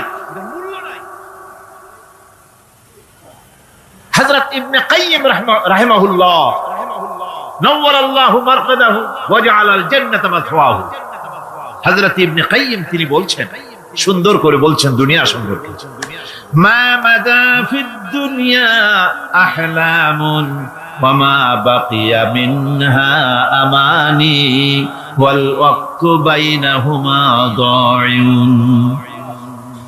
মা মাদা ফিদ দুনিয়া আহলামুন, জীবনের যে অংশ ফেলে এসেছি সেটা আজ একটা স্বপ্ন। ওয়া মা বাকিয়া মিনহা আমানি, আর জীবনের যে অংশ সামনে বাকি আছে সেটা এখন একটা আকাঙ্ক্ষা। ওয়াল ওয়াক্তু বাইনাহুমা দাইউন, আর এর মাঝখান থেকে সময় সব চলে যাচ্ছে। কত বড় কথা চিন্তা করেছেন? জীবনের যে অংশ ফেলে এসেছি তা আজকে স্বপ্ন, তা কি বলে স্বপ্ন, আর সামনে যা আছে সেটা আকাঙ্ক্ষা, আর মাঝখান থেকে সময় সব চলে যাচ্ছে। এরপরে তিনি বলছেন ওয়ামান ইয়াসহাবিদ দুনিয়া ইয়াকুন মিসলা কাবিদিন আলাল মাই খালাতুহু ফুরুজুল আসাবিঈ। দুনিয়াদারের অবস্থা হচ্ছে এই, কেউ যদি দুই হাতে পানি খামসায় ধরে, দুই হাতে কি ধরছে বলে, দুই হাতে পানি খামসায় ধরেছে, খুব মজবুত করে ধরেছে, দুই মুঠ পানি, বলেন থাকবে কতটুকু? কতটুকু থাকবে? এক ফোঁটাও থাকবে না। কারণ তার আঙ্গুলের ফাঁক তার সাথে খেয়ানত করবে, আঙ্গুলের ফাঁক দিয়া পানিগুলি সব বেরিয়ে চলে যাবে। সুতরাং দুনিয়া যারা চায় তারা ঠিক পানি খামসায় ধরলে পানি যেমন হাতের ভেতর থেকে খেয়ানত করে চলে যায়, যারা দুনিয়া চায় দুনিয়াও তাদেরকে এভাবে ফাঁকি দিয়ে চলে যায়। তবুও দুনিয়ার মায়া মানুষের এত বেশি। আল্লাহর নবী বলেন, লাউ কানা লি ইবনি আদামা ওয়াদিন মিন যাহাবিন লাহাব্বা ইয়াকুনা লাহু সারিন। এই পৃথিবীতে যদি কাউকে একটা মাঠ ভরে যদি সোনা দেওয়া যায়, লোকটা বলবে রব্বুল আলামিন, আমি যদি আরেকটা মাঠ এরকম সোনা ভরা পেতাম। দ্বিতীয় আরেকটা মাঠ দেওয়া হলে আবার বলবে যদি তৃতীয় আরেকটা মাঠ সোনা ভরে যদি পেতাম। নবীজি বলেন, ওয়ালা ইয়ামলাউ জাওফু ইবনু আদামা ইল্লা তুরাব। মানুষের পেট 3.5 হাত মাটি ছাড়া, কবরের মাটি ছাড়া মানুষের পেট ভরবে না। আরো চাই, আরো চাই, চাওয়ার কোনো শেষ নাই। মানুষ এভাবে করে দুনিয়ার মহব্বতে এমনি পাগল হয়ে যায়, শুধু দুনিয়ার মহব্বত, পরকালকে বেমালুম ভুলে যায়। আমি কিন্তু এই কথা বুঝাতে চাই নাই যে পরকালের মহব্বতে, পরকালের ভয়তে বা পরকালের জন্য দুনিয়া আপনি বাজার ঘাট, বেচা কিনা, ব্যবসা বাণিজ্য সবকিছু ভুলে যান না, তা নয়। ভুল বোঝার কোনো কারণ নাই। পরকালকে অগ্রাধিকার দিতে হবে, মানে দুনিয়াটা চিরস্থায়ী জায়গা নয়। চিরস্থায়ী হচ্ছে কোনটা? আখিরাত। চিল্লা এখন কোনটা? সুতরাং এখানে যা করতে হবে, আখিরাতের জবাবদিহিমূলক জীবন যাপন করতে হবে। আপনি ব্যবসা করবেন, ওজনে কম দিতে পারবেন না। আপনি খাদ্যে ভেজাল দিতে পারবেন না, চুরি করতে পারবেন না, ডাকাতি করতে পারবেন না, জেনা করতে পারবেন না, বদমাশি করতে পারবেন না, মদ খেতে পারবেন না, সন্ত্রাসী হতে পারবেন না, হাইজাকার হতে পারবেন না, চাঁদাবাজ হতে পারবেন না, মুনাফাখোর হতে পারবেন না, আপনি চোরা কারবারি হতে পারবেন না, ঘুষখোর হতে পারবেন না, সুদখোর হতে পারবেন না। এই সব কাজ পরকালকে বিশ্বাস করলেই এ সমস্ত কাজ থেকে মানুষ বিরত থাকতে পারে। কথা ঠিক কিনা? এটাই হচ্ছে। সুতরাং এই পৃথিবী থাকবে না, এটা কি চিরকাল থাকবে না? এর একটা পরিসমাপ্তি ঘটবে। যেমন করে সারা বছর লেখাপড়া করার পর কলেজে, বিশ্ববিদ্যালয়, মাদ্রাসায়, হাই স্কুলে, সব জায়গায় সারা বছর লেখাপড়া করার পর যেমন পরীক্ষা দেওয়ার একটা দিন আসে, সারা বছর ব্যবসা করার পর হিসাব নিকাশ করার যেমন একটা সময় আসে, সারা মাস চাকরি করার পর বেতন পাওয়ার যেমন একটা দিন আসে, সারা জীবন চাকরি করার পর পেনশন পাওয়ার যেমন একটা সময় আসে, অনুরূপ ভাবে এই দুনিয়া যেদিন শেষ হয়ে যাবে, আল্লাহ নির্ধারিত সময় শেষ হয়ে যাওয়ার পর একটা সময় আসবে যখন আল্লাহ রব্বুল আলামিন সব শেষ করে দিবেন, লন্ডভন্ড হয়ে যাবে, কিছু থাকবে না। কোরআনে কারিমে আল্লাহ সব বলেছেন, কোরআনে সব আল্লাহ বলে দিয়েছেন। আল্লাহ পাক বলেন এই পৃথিবীর সব কেমন ভাবে ধ্বংস হবে তার চিত্র আল্লাহ পাক কোরআনে কারিমে তুলে ধরেছেন। ইযাস সামাউ ফাতারাত ওয়া ইযাল কাওয়াকিবু তাসারাত ওয়া ইযাল বিহারু ফুজ্জিরাত ওয়া ইযাল কুবুরু বু'সিরাত। যখন আকাশসমূহ জীর্ণ বিদীর্ণ হয়ে যাবে, তারকাগুলি বিক্ষিপ্ত হয়ে ছিটকে পড়বে, আর সমুদ্রগুলি উচ্ছ্বসিত হয়ে পড়বে, কবরগুলি সব তার ভেতরে যা আছে উদ্গীরণ করে দেবে, তারকাগুলি স্থিমিত হয়ে যাবে। এরপরে সমস্ত আকাশগুলি কিতাবের পৃষ্ঠার মতো একটার পরে একটা ঠাস ঠাস করে পড়তে থাকবে, চূর্ণ বিচূর্ণ হয়ে ভেঙে চুরে একাকার হয়ে যাবে। পাহাড়গুলিকে উড়িয়ে দেওয়া হবে, চন্দ্র এবং সূর্য একাকার হয়ে। আল্লাহ রাব্বুল আলামিন বলেন ফাইদা বারিকাল বাসার ওয়া খাসাফাল কমার ওয়া জুমিআশ শামসু ওয়াল কমার। চক্ষু যখন বিস্ফারিত হয়ে যাবে, চাঁদ যখন তার আলো হারিয়ে ফেলবে, সূর্য যখন তার আলো হারিয়ে ফেলবে, চাঁদ আর সূর্য সব একাকার হয়ে যাবে, সেই সময়ের অবস্থাটা কি চিন্তা করো। মানুষ হয়রান হয়ে দৌড়াদৌড়ি করবে। ওয়াহুমিলাতিল আরদু ওয়াল জিবালু ফাদুক্কাতা দাক্কাতান ওয়াহিদা। জমিন এবং পাহাড়গুলির মধ্যে আল্লাহ রাব্বুল আলামিন সংঘর্ষ বাঁধিয়ে দিবেন, পাহাড়গুলি ভেঙে চুরে টুকরা টুকরা হয়ে যাবে, পাহাড়গুলি উঁচু করে জমিনের উপরে আছাড় মেরে আল্লাহ রাব্বুল আলামিন ভেঙে চুরে চুরমার করে দিবেন। সুবহানাল্লাহ। ওয়া তাকুনুল জিবালু কালইনিল মানফুস, পাহাড়গুলো পেঁজা ধোনা তুলার মতো করে উড়িয়ে দেওয়া হবে, পাহাড় উড়ে যাবে। সুবহানাল্লাহ।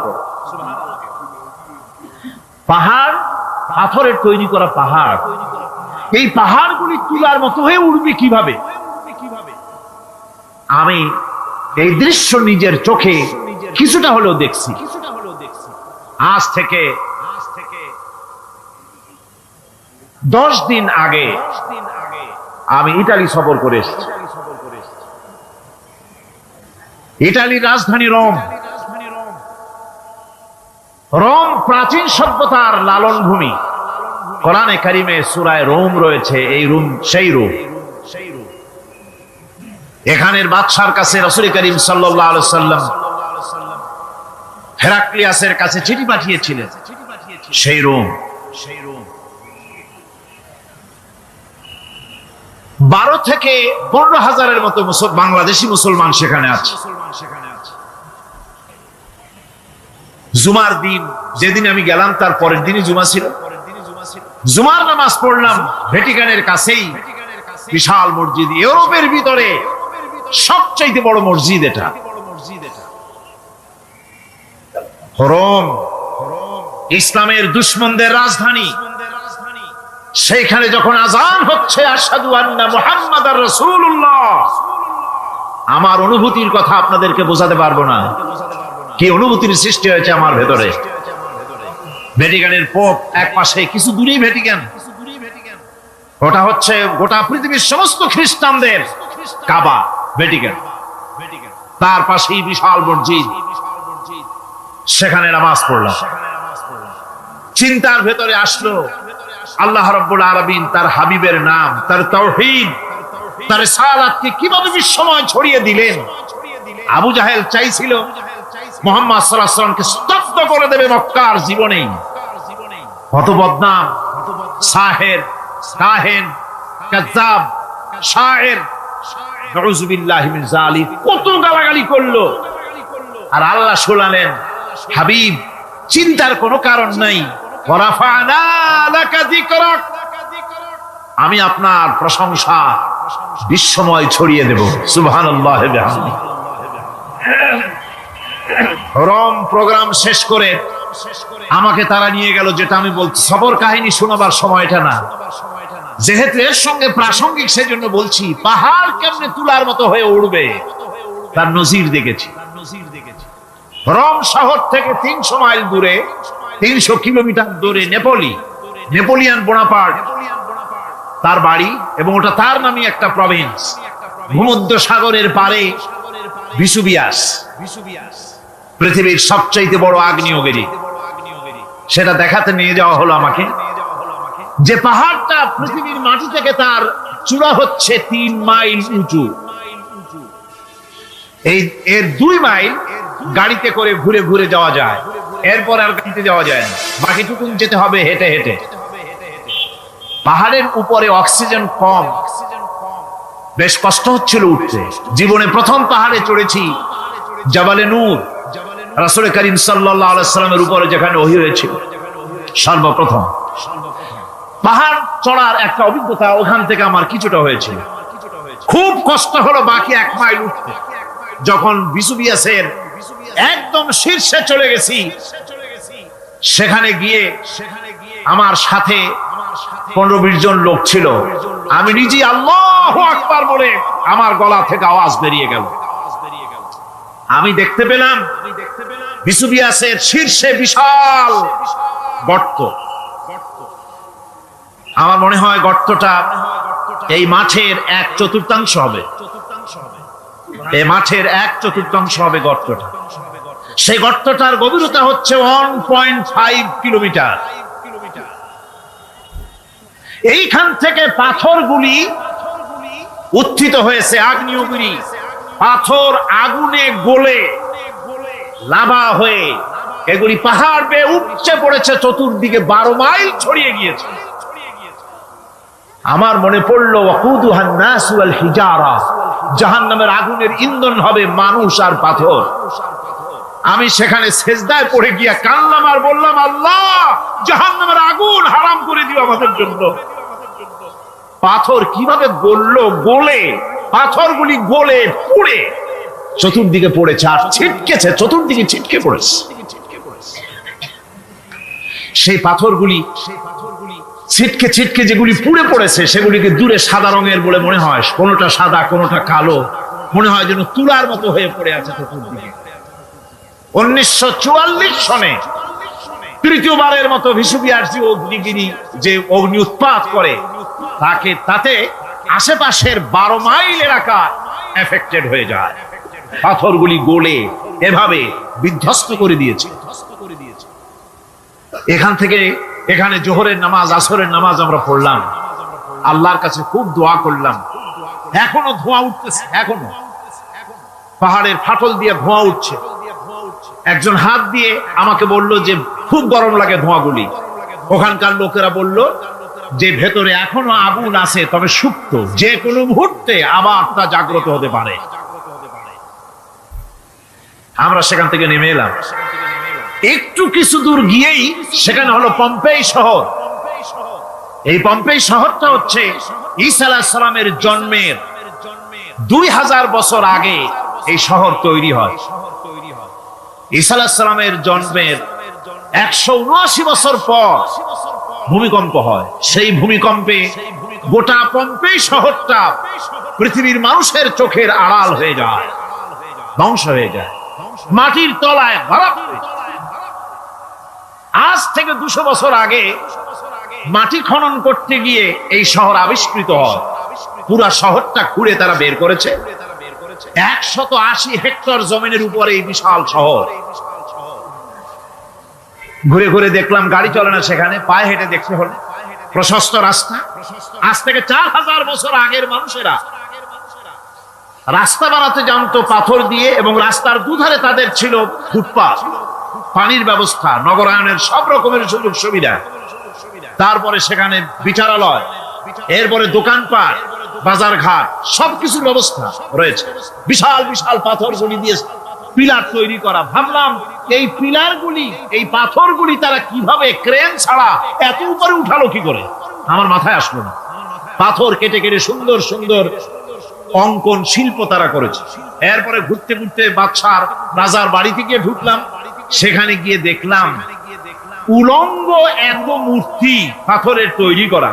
পাথর কেটে কেটে দেওয়ালে যৌন মিলনের এমন কোন অশ্লীল ছবি নাই যা তারা সেখানে তৈরি করে না।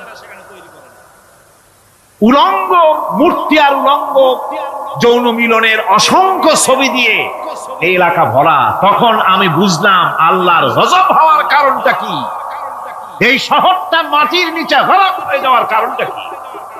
আল্লাহ পাক জেনা ব্যভিচার যে দেশে বেশি হয় আল্লাহ পাক বরদাস্ত করে। দুশ্চরিত্র যে দেশের মানুষ দুশ্চরিত্র হয়ে যায়, জেনা ব্যভিচার বেশি হতে থাকে, আল্লাহ হরপ করে দেয়, গজব দেয়। এই গজব এক এক সময় এক এক রকমের হয়ে আসে। কখনো মাটির নিচে দাবায় দেয়, কখনো মহামারী, কোন দেশে কলেরা, কোন দেশে জলোচ্ছ্বাস, কোথাও ভূমিকম্প, আর সর্বশেষ এই জেনা ব্যভিচারের জন্য আল্লাহ পাকের চূড়ান্ত এই যৌনতার অশ্লীলতার জন্য চূড়ান্ত গজব বর্তমান বিশ্বের জন্য এইডস। আল্লাহ পাক এই গজব দিয়েছে। বন্ধুগণ, আমি সেই জায়গা, আমি সেখানে যা দেখলাম যে আল্লাহ পাক পাহাড়গুলিকে কিভাবে উড়াবেন, এটা অস্বীকার করার কোনো উপায় নাই। বিশ্বাস তো করতামই, তবে হযরত ইব্রাহিম আলাইহিস সালাম যেমন বলেছিলেন, রব্বি আরিনি কাইফা তুহিল মাউত, আয় আল্লাহ তুমি মরাকে চিন্তা করবা কেমনে। আল্লাহ পাক বলেন আওয়ালাম তুমিন, তুমি বিশ্বাস করো না? ইব্রাহিম আলাইহিস সালাম বললেন বালা, অবশ্যই বিশ্বাস করি, ওয়ালাকিন লিয়াতমাইন্না কলবি, যদি চোখে দেখতাম তাহলে আমার অন্তরাত্মা খুব ঠান্ডা হতো। আল্লাহ রাব্বুল আলামিন চোখে দেখায় দিলেন জিন্দা কেমনে মুর্দা হবে, মুর্দা কেমনে জিন্দা হবে, আল্লাহ দেখায় দিলেন। পাহাড় উড়ায় দিবেন আল্লাহ রাব্বুল আলামিন। একথা কলিজার মধ্যে এটার উপর ঈমান বিশ্বাস, কিন্তু আল্লাহ চোখে দেখাইছেন, ঈমান আরো মজবুত হয়েছে, যা ছিল আরো মজবুত হয়েছে। সুবহানাল্লাহ। আল্লাহর ভয়তে কলিজা কেঁপেছে। আমি পাহাড়ের উপরে কেঁদেছি, যার হয়ে কেঁদেছি। বন্ধুগণ, আল্লাহ সুবহানাহু ওয়া তাআলা এই জন্য বলেছেন, কুল সিরু ফিল আরদ, আমার জমিন ঘোরো, ভালো করে দেখো, কাইফা কানা আকিবাতুল মুকাজ্জিবিন, মহাসত্যকে যারা অস্বীকার করেছে তাদের পরিণতি আমি কি করে দিয়েছি, এগুলি চোখে ভালো করে তাকায় দেখো। আমার বন্ধুগণ, সুতরাং এই পৃথিবীর অবসান হবে, এই পৃথিবী ধ্বংস হবে, এই পৃথিবী চূড়ান্ত ভাবে শেষ হয়ে যাবে। ও হ্যাঁ, আরেকটি কথা বলতে হয়, সেটা হচ্ছে যে এই রোম থেকে আরেকটু দূরে 900 মাইল দূরে হচ্ছে সিসিলি। 900 মাইল দূরে, সেখানে এই সিসিলি মুসলমানেরা শাসন করেছিল 350 বছর। সেই সিসিলিতে রয়েছে 360টা মসজিদ মুসলমানদের করা। সমস্ত মসজিদগুলি আজ তালা বন্ধ, একটা মসজিদও খোলা নাই। সেখানকার মুসলমানেরা ওয়াজ শুনতে এসেছিল রোমে। আমি তাদের জন্য পরামর্শ দিয়েছি যে গভর্নমেন্টের কাছে তোমরা দাবি জানাও যে অন্তত একটা মসজিদের দরজা আমাদের জন্য খুলে দাও। রোমের অবস্থানরত প্রবাসী বাংলাদেশি মুসলমানেরা আমাকে বলেছে, তাদের অনেকের বাড়ি চট্টগ্রামেও আছে, আমাকে বলেছে তাদের চোখে পানি আসছে বলার সময় যে চিরামের তাফসীর মাহফিল যখন আসে কলজাটা কাঁদতে থাকে যাওয়ার জন্য। তো যাওয়া তো সম্ভব না এত দূর থেকে, আমাদের সালাম বলে দিবেন যত লোক আসবে, আর আমাদের জন্য দোয়া করতে বলবেন যেন এই রোমের ভিতরে আমরা ইসলামের আদর্শের ভিত্তিতে আমরা যেন চলতে পারি। আপনারা দোয়া করুন তাদের জন্য। ভাইরা আমার, এই পৃথিবী একদিন পরিসমাপ্তি ঘটবে এবং আল্লাহর দরবারে আমাদেরকে উঠতে হবে এবং সেখানে আমাদের বিচার হবে। সেখানে আমাদের কি হবে? বিচার হবে। আল্লাহ পাক বিচারটাকে নির্ভুল করার জন্য, সঠিক করার জন্য প্রত্যেকের গলায় আমলনামা ঝুলায় রাখছে, এখানে রেকর্ডের ব্যবস্থা করা হয়েছে। আল্লাহ পাক বলছেন, ওয়া কুল্লা ইনসানিন আলজামনাহু তাইরাহু ফি উনুকিহি ওয়া নুখরিজু লাহু ইয়াওমাল কিয়ামাতি কিতাবান ইয়ালকাহু মানশুরা। আল্লাহ পাক বলেন, প্রত্যেকের ভালো মন্দ কর্মফল, কর্মলিপি আমি তার গলায় ঝুলায় রেখেছি। কিয়ামতের দিন সে নিজের কাছে স্পষ্ট সব দেখতে পারবে, কোনো জিনিস বাদ পড়বে না। তার গলায় তার আমলনামা ঝুলানো আছে, সব রেকর্ড হতেছে। আমরা যা করছি সবগুলি রেকর্ড হয়ে যাচ্ছে। বর্তমান বিজ্ঞানীরা আবিষ্কার করেছে যে মানুষের শরীরের ভিতরে ডিএনএ আছে, রক্তের ভিতরে ডিএনএ, এটা একটা কোডর। মানুষের রক্তের ভিতরে ডিএনএ আছে। যেমন তার ব্রেনের ভিতরে কতগুলি কোষ আছে, এক একটা কোষ এক এক ধরনের কাজ করে, অনুরূপ ভাবে তার শরীরের ভিতরে রক্তের ভিতরে ডিএনএ আছে। এই ডিএনএটা কি? এই ডিএনএটা হচ্ছে, এই ডিএনএ একটা কম্পিউটারের মতো কাজ করতেছে। লোকটা কি করবে, কোথায় যাবে, সে ভালো হবে মন্দ হবে কি হবে, সব তার ডিএনএ এর মধ্যে রেকর্ড কৃত আছে। এটা বোঝার জন্য একটা সুন্দর দৃষ্টান্ত দেওয়া যায়। যেমন এই কাগজটাকে আপনারা মনে করুন একটা গাড়ির একটা ব্লুপ্রিন্ট, একটা গাড়ির ব্লুপ্রিন্ট। এখানে লেখা আছে গাড়ি কিভাবে তৈরি হবে। এই কাগজটা নিয়ে ঘরের মধ্যে রেখে দিলেন। এখন এই কাগজটা থেকেই অটোমেটিক গাড়ির উইন্ডো তৈরি হলো, শিল তৈরি হলো, গাড়ির বডি তৈরি হলো, চেসিস তৈরি হলো, টায়ার তৈরি হলো, ইঞ্জিন তৈরি হলো, ব্যাটারি তৈরি হলো, পেট্রোল নিল, আর কোন রকমের ড্রাইভার ছাড়াই গাড়ি চলতে আরম্ভ করলো। এই কথাটা যদি মনের মাথার মধ্যে আনতে পারেন যে এটা কিভাবে হইতে পারে, এতে লেখা অনুযায়ী যেভাবে হওয়া যদি সম্ভব হয়, অনুরূপ ভাবে মানুষের রক্তের ভিতরে ডিএনএ এরা আবিষ্কার করেছে। এর ভিতরে মানুষের ভালো মন্দ, কোথায় যাবে কি করবে, সব কিছুর মধ্যে রয়েছে।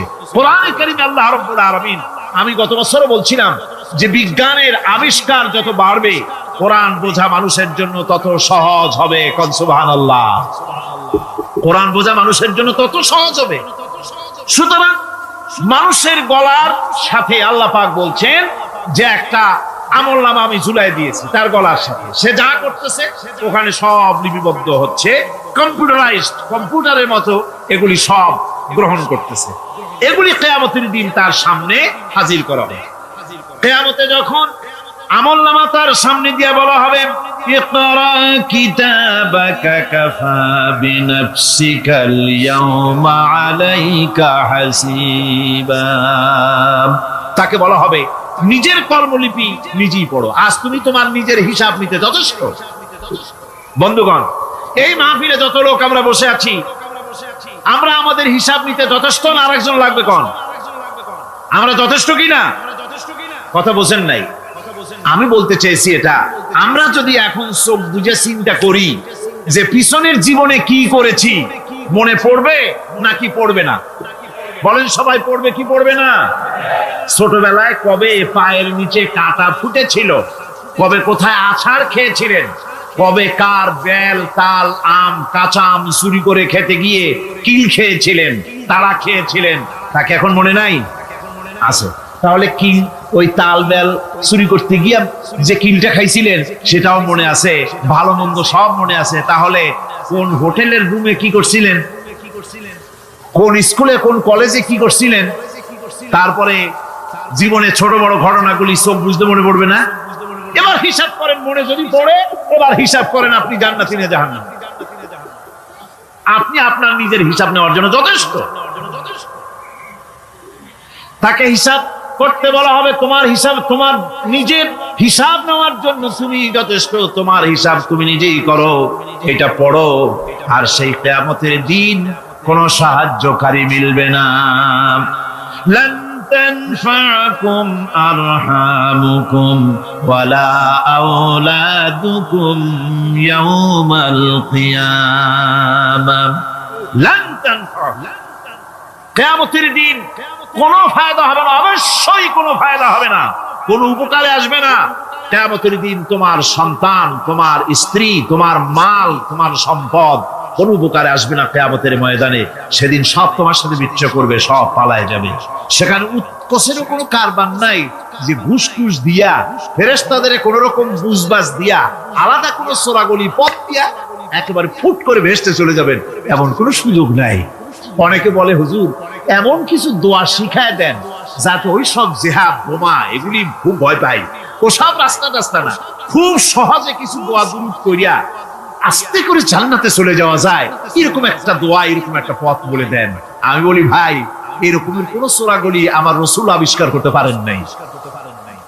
আল্লাহর পয়গম্বরের ওই ধরনের পথ, কোন পথ আবিষ্কার করতে পারেন নাই। সেখানে কিয়ামতের দিন কাউকে উৎকোষ গ্রহণ করার কেউ নাই, উৎকোষ দেওয়া যাবে না। আর উৎকোষ দিবি নেবার কি, আপনার কাছে কিছু নাইও, থাকলেও নেওয়ার কেউ নাই। এই দুনিয়ায় ফাঁকিবাজি করে বহুত কিছু করা যায়, কিন্তু কিয়ামতের মাঠে এগুলি কিছুই চলবে না। আল-ইয়াওমা লা ইয়ানফা'ু মালুন ওয়ালা বানুন। কিয়ামতের দিন ধন সন্তান সন্ততি আর সম্পদ কোনো কাজে লাগবে না। সেদিন শুধু আমল, আমল যদি ভালো হয় কাজে লাগবে, আমল খারাপ হবে সব শেষ হয়ে যাবে। আল্লাহ রাব্বুল আলামিন নবীজিকে ডেকে বলেছেন, নবী আপনি বলেন, কুল মা কুনতু বিদআম মিনার রাসূল, আপনি বলুন আমি কোন নতুন রাসূল নই, আমার আগে অনেক নবী রাসূল পৃথিবীতে এসেছেন, তারা বিদায় হয়ে গেছেন। আমি জানি না কিয়ামতের দিন আল্লাহ রাব্বুল আলামিন আমার সাথে কি ব্যবহার করবেন, আর আমি এও জানি না যে কোরআনে কারীমের মধ্যে আল্লাহ পাক এই পৃথিবীর বুকে যারা আরামের টাটকা সুখগুলি আরামগুলি যারা বর্জন করে আল্লাহ রাব্বুল আলামিনকে বিশ্বাস করে যারা জীবন পরিচালনা করেছে, আল্লাহ পাক তাদের জন্য জান্নাত রেখেছেন এবং তাদের জন্য বলছেন, সাবিকু ইলা মাগফিরাতিন মির রাব্বিকুম ওয়া জান্নাতিন আরদুহা কাআরদিস সামাই ওয়াল আরদ উইদ্দাত লিল্লাযীনা আমানু বিল্লাহি ওয়া রাসূলিহি। আল্লাহ পাক বলেন, প্রতিযোগিতা করো আল্লাহর মাগফিরাত কামনার জন্য আর জান্নাতে যাওয়ার জন্য প্রতিযোগিতা করো, আল্লাহর রহমত পাওয়ার জন্য সৎ কাজের প্রতিযোগিতা করো, তাহলে আল্লাহ রাব্বুল আলামিন তোমাদেরকে ক্ষমা করবেন আর তোমাদের জন্য এমন জান্নাত দিবেন যেই জান্নাত আকাশের বিশালতার জমিনের বিশালতার মতো। এই বিরাট জান্নাত তোমাদেরকে দিবেন। এই জান্নাত চিরস্থায়ী সুখ এবং শান্তি জায়গা হবে।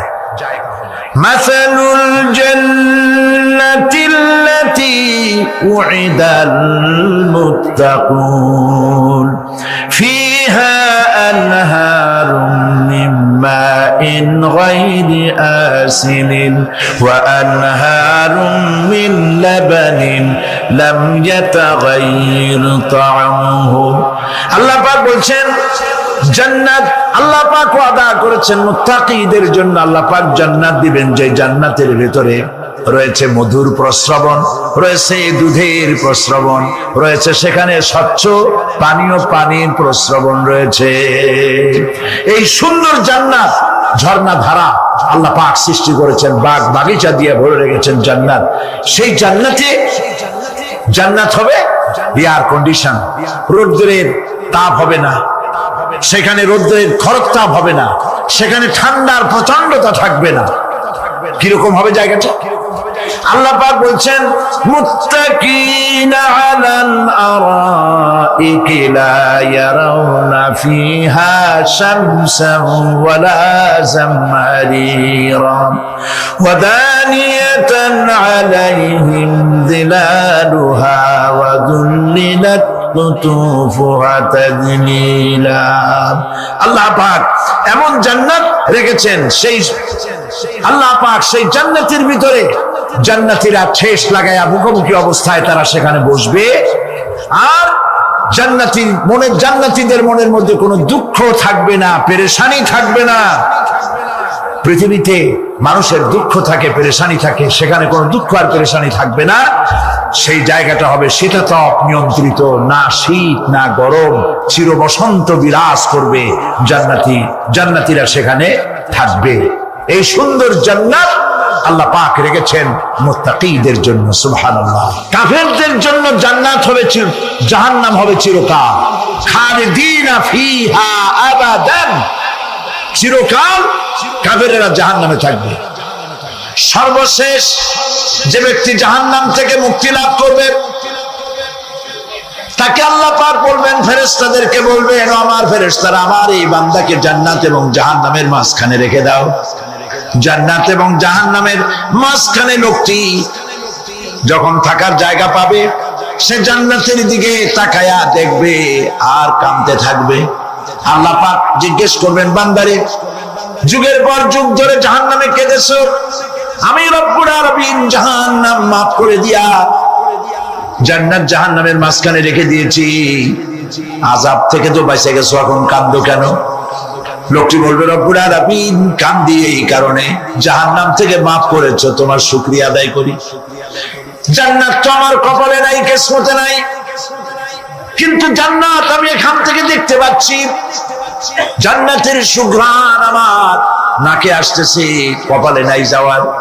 আমি কাঁদি এই জন্য, তুমি যদি মেহেরবানি করে আমাকে জান্নাতের দরজার কাছে একটু দাঁড় করায় দিতা, প্রাণ ভরে তোমার জান্নাতের দৃশ্যটা একটু দেখতাম। আল্লাহ পাক তার আরজি পূরণ করবেন, বলবেন যাও, ফেরেশতাদের বলবেন এর জান্নাতের দরজার কাছে দাঁড় করায় দাও। জান্নাতের দরজার কাছে দাঁড়িয়ে লোকটি আবার কান্না শুরু করবেন।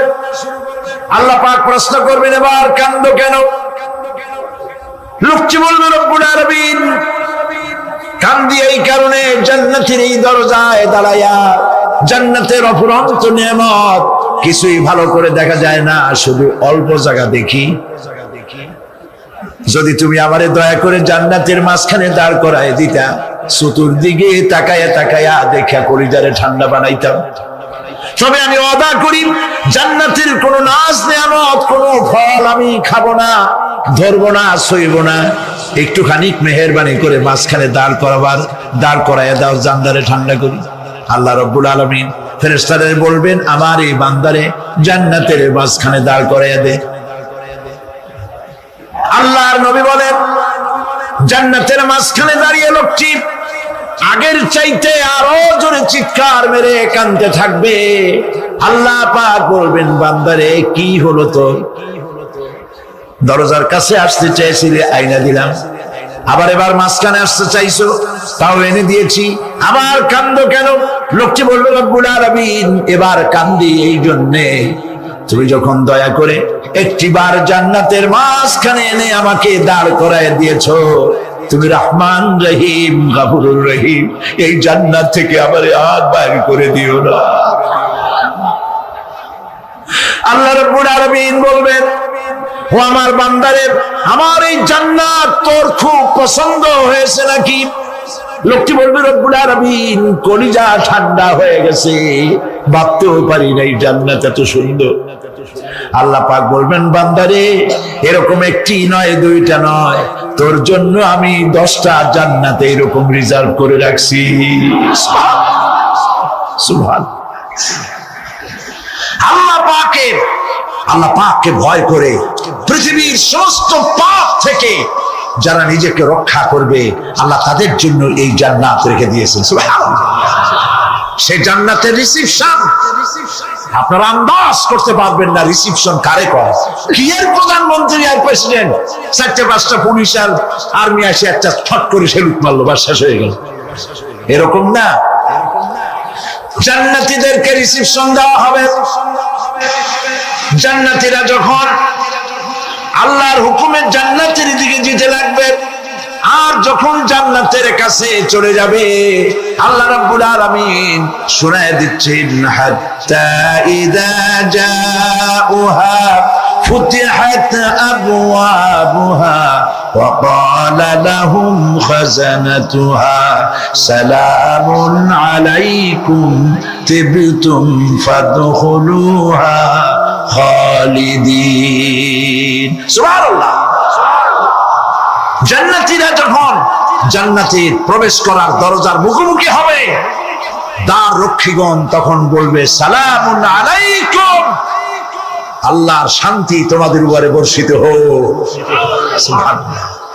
দুনিয়ার টাটকা সুখগুলি 2 পা দিয়ে ঠেলে দিয়েছো, টাটকা সুখগুলি গ্রহণ করো নাই, হারাম খাও নাই, আল্লাহর দ্বীন কায়েমের জন্য রক্ত দিয়েছো, জীবন দিয়েছো, কষ্ট করেছো, আল্লাহকে ভয় করেছো।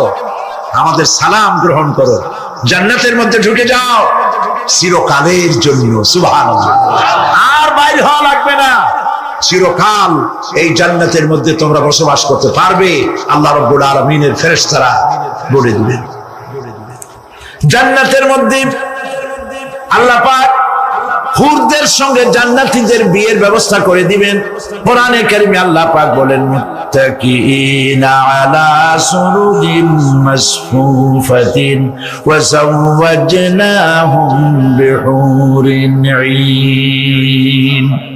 সামনাসামনি ভাবে সাজানো সারি সারি আসন সমূহের উপর তারা ঠেস লাগায় বসে থাকবে, আর আল্লাহ রাব্বুল আলামিন হুরদের সাথে জান্নাতীদের বিয়ের ব্যবস্থা করে দিবেন।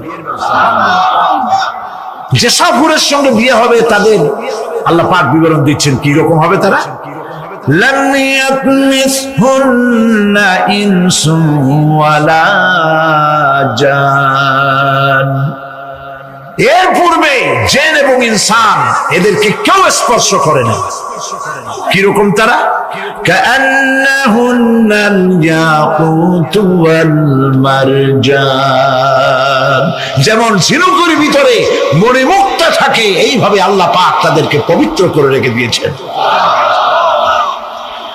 আমার প্রিয় ভাইরা, আল্লাহ রাব্বুল আলামিন কোরআনে কারীমের ভিতরে বলেছেন, ফাবিআইয়ি আলা'i রাব্বিকুমা তুকাযযিবান। জান্নাত দান করে আল্লাহ পাক এবার জান্নাতীদেরকে সম্বোধন করে বলবেন, ইয়া ইবাদি লা খাউফুন আলাইকুমুল ইয়াওমা ওয়ালা আনতুম তাহজানুন। হে আমার বান্দারা, লা খাউফুন আলাইকুমুল ইয়াওম, আজ আর কোনো ভয় নাই। সুবহানাল্লাহ, সুবহানাল্লাহ। আজ আর কোনো ভয় নাই, কোনো চিন্তাও নাই, আরামে এই জান্নাতের মধ্যে বসবাস করো। এরপরে আল্লাহ পাক জিজ্ঞেস করবেন, ও আমার জান্নাতীরা, আমি যেসব ওয়াদা করছিলাম আমার ওয়াদা মোতাবেক সমস্ত নিয়ামত পেয়েছো? তারা বলবে হ্যাঁ পেয়েছি, সব নিয়ামত আপনার ওয়াদা মোতাবেক সব পেয়েছি। আল্লাহ রাব্বুল আলামিন বলবেন সব পাও নাই, ওয়ানাদাইনা মাজিদ, আমার কাছে আরো বেশি আছে। সুবহানাল্লাহ, আমার কাছে আরো বেশি আছে। জান্নাতীরা বুঝবে না সে আরো বেশিটা কি, এর থেকে আর বেশি কি। প্রিয় ভাই সব, নবী করিম সাল্লাল্লাহু আলাইহি সাল্লাম বলেছেন, জান্নাতের সুখ আর শান্তি কোন চোখ নাই যা দেখেছে, যা কোন অন্তঃকরণ নাই যা কল্পনা করতে পেরেছে। এই জান্নাত মুত্তাকিদের জন্য আল্লাহ রাখছেন। সুবহানাল্লাহ। জান্নাতীরা ভাবতেও পারবে না সেই নিয়ামতগুলি কি। প্রিয় ভাই সব,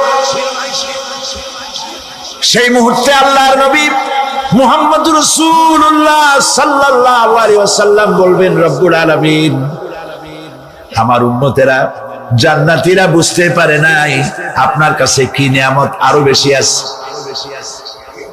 আমার এই উম্মতেরা জান্নাতীরা আপনার ওয়াদা মোতাবেক সব পেয়েছে, কিন্তু একটি জিনিস এখনো তাদের কিসমতে হয় নাই। সেই জিনিসটা হলো, যারা তার রবকে না দেখে শুধু কোরআন আর হাদিসের কথা শুনে আরামের ঘুম হারাম করে তাহাজ্জুদের নামাজ আদায় করেছিল, চোখের পানি ফেলেছিল, যারা জান্নাত দেখে নাই, জাহান্নাম দেখে নাই, আপনাকে ভয় করে যারা জীবন পরিচালনা করেছিল, যারা আপনাকে দেখে নাই, না দেখে শুধু কোরআন হাদিস বিশ্বাস করে যারা অকাতরে নিজেদের জীবন বিলায় দিয়েছিল, এই জান্নাতীরা এখন পর্যন্ত তার রবকে দেখতে পারে নাই। আল্লাহ রাব্বুল আলামিন তার সামনে থেকে ৭০,০০০ পর্দা সরে যাবে। আল্লাহ পাক বান্দাদের আরজি পুরা করার জন্য জান্নাতীদের সামনে তিনি জালোয়া ফরোজ হবে। কোরআন শরীফের ভিতরে আল্লাহ পাক বলেন, জান্নাতীরা তারা আল্লাহর দিকে, জান্নাতীরা তার রবের দিকে তাকিয়ে থাকবে, আর রব তার বান্দাদের দিকে তাকায়া থাকবে। প্রাণ ভরে জান্নাতীরা রবকে দেখবে, সুবহানাল্লাহ, আল্লাহ পাককে দেখবে। প্রাণ খুলে আজ দোয়া করি, রব্বুল আলামিন, জান্নাতের যেই পরিবেশে, যেই জায়গায় তুমি দয়া করে তোমার গোলামদেরকে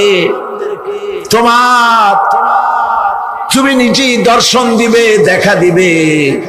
মনিব গো, ও আমাদের রব, আজ এই বিশাল জনসমুদ্র নিয়ে তোমার দরবারে আবেগ ভরা কণ্ঠে বলি, যে অনুষ্ঠানটি তুমি এমন মুবারক অনুষ্ঠান করবে যেখানে তুমি জান্নাতীদেরকে দেখা দিবে, ওই জান্নাতের কোনো একটি, ওই অনুষ্ঠানের কোনো একটি কোনায় কানায় আমাদেরকেও দাঁড় করাইয়া দেখান তো।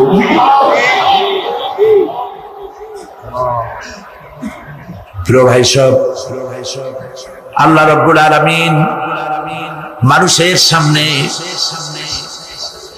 এত সব নিয়ামত রেখেছেন, এই জান্নাত দান করবেন। এরপরে আল্লাহ রাব্বুল আলামিন কোরআনে কারীমের মধ্যে বলেছেন, রব্বিস সামাওয়াতি ওয়াল আরদি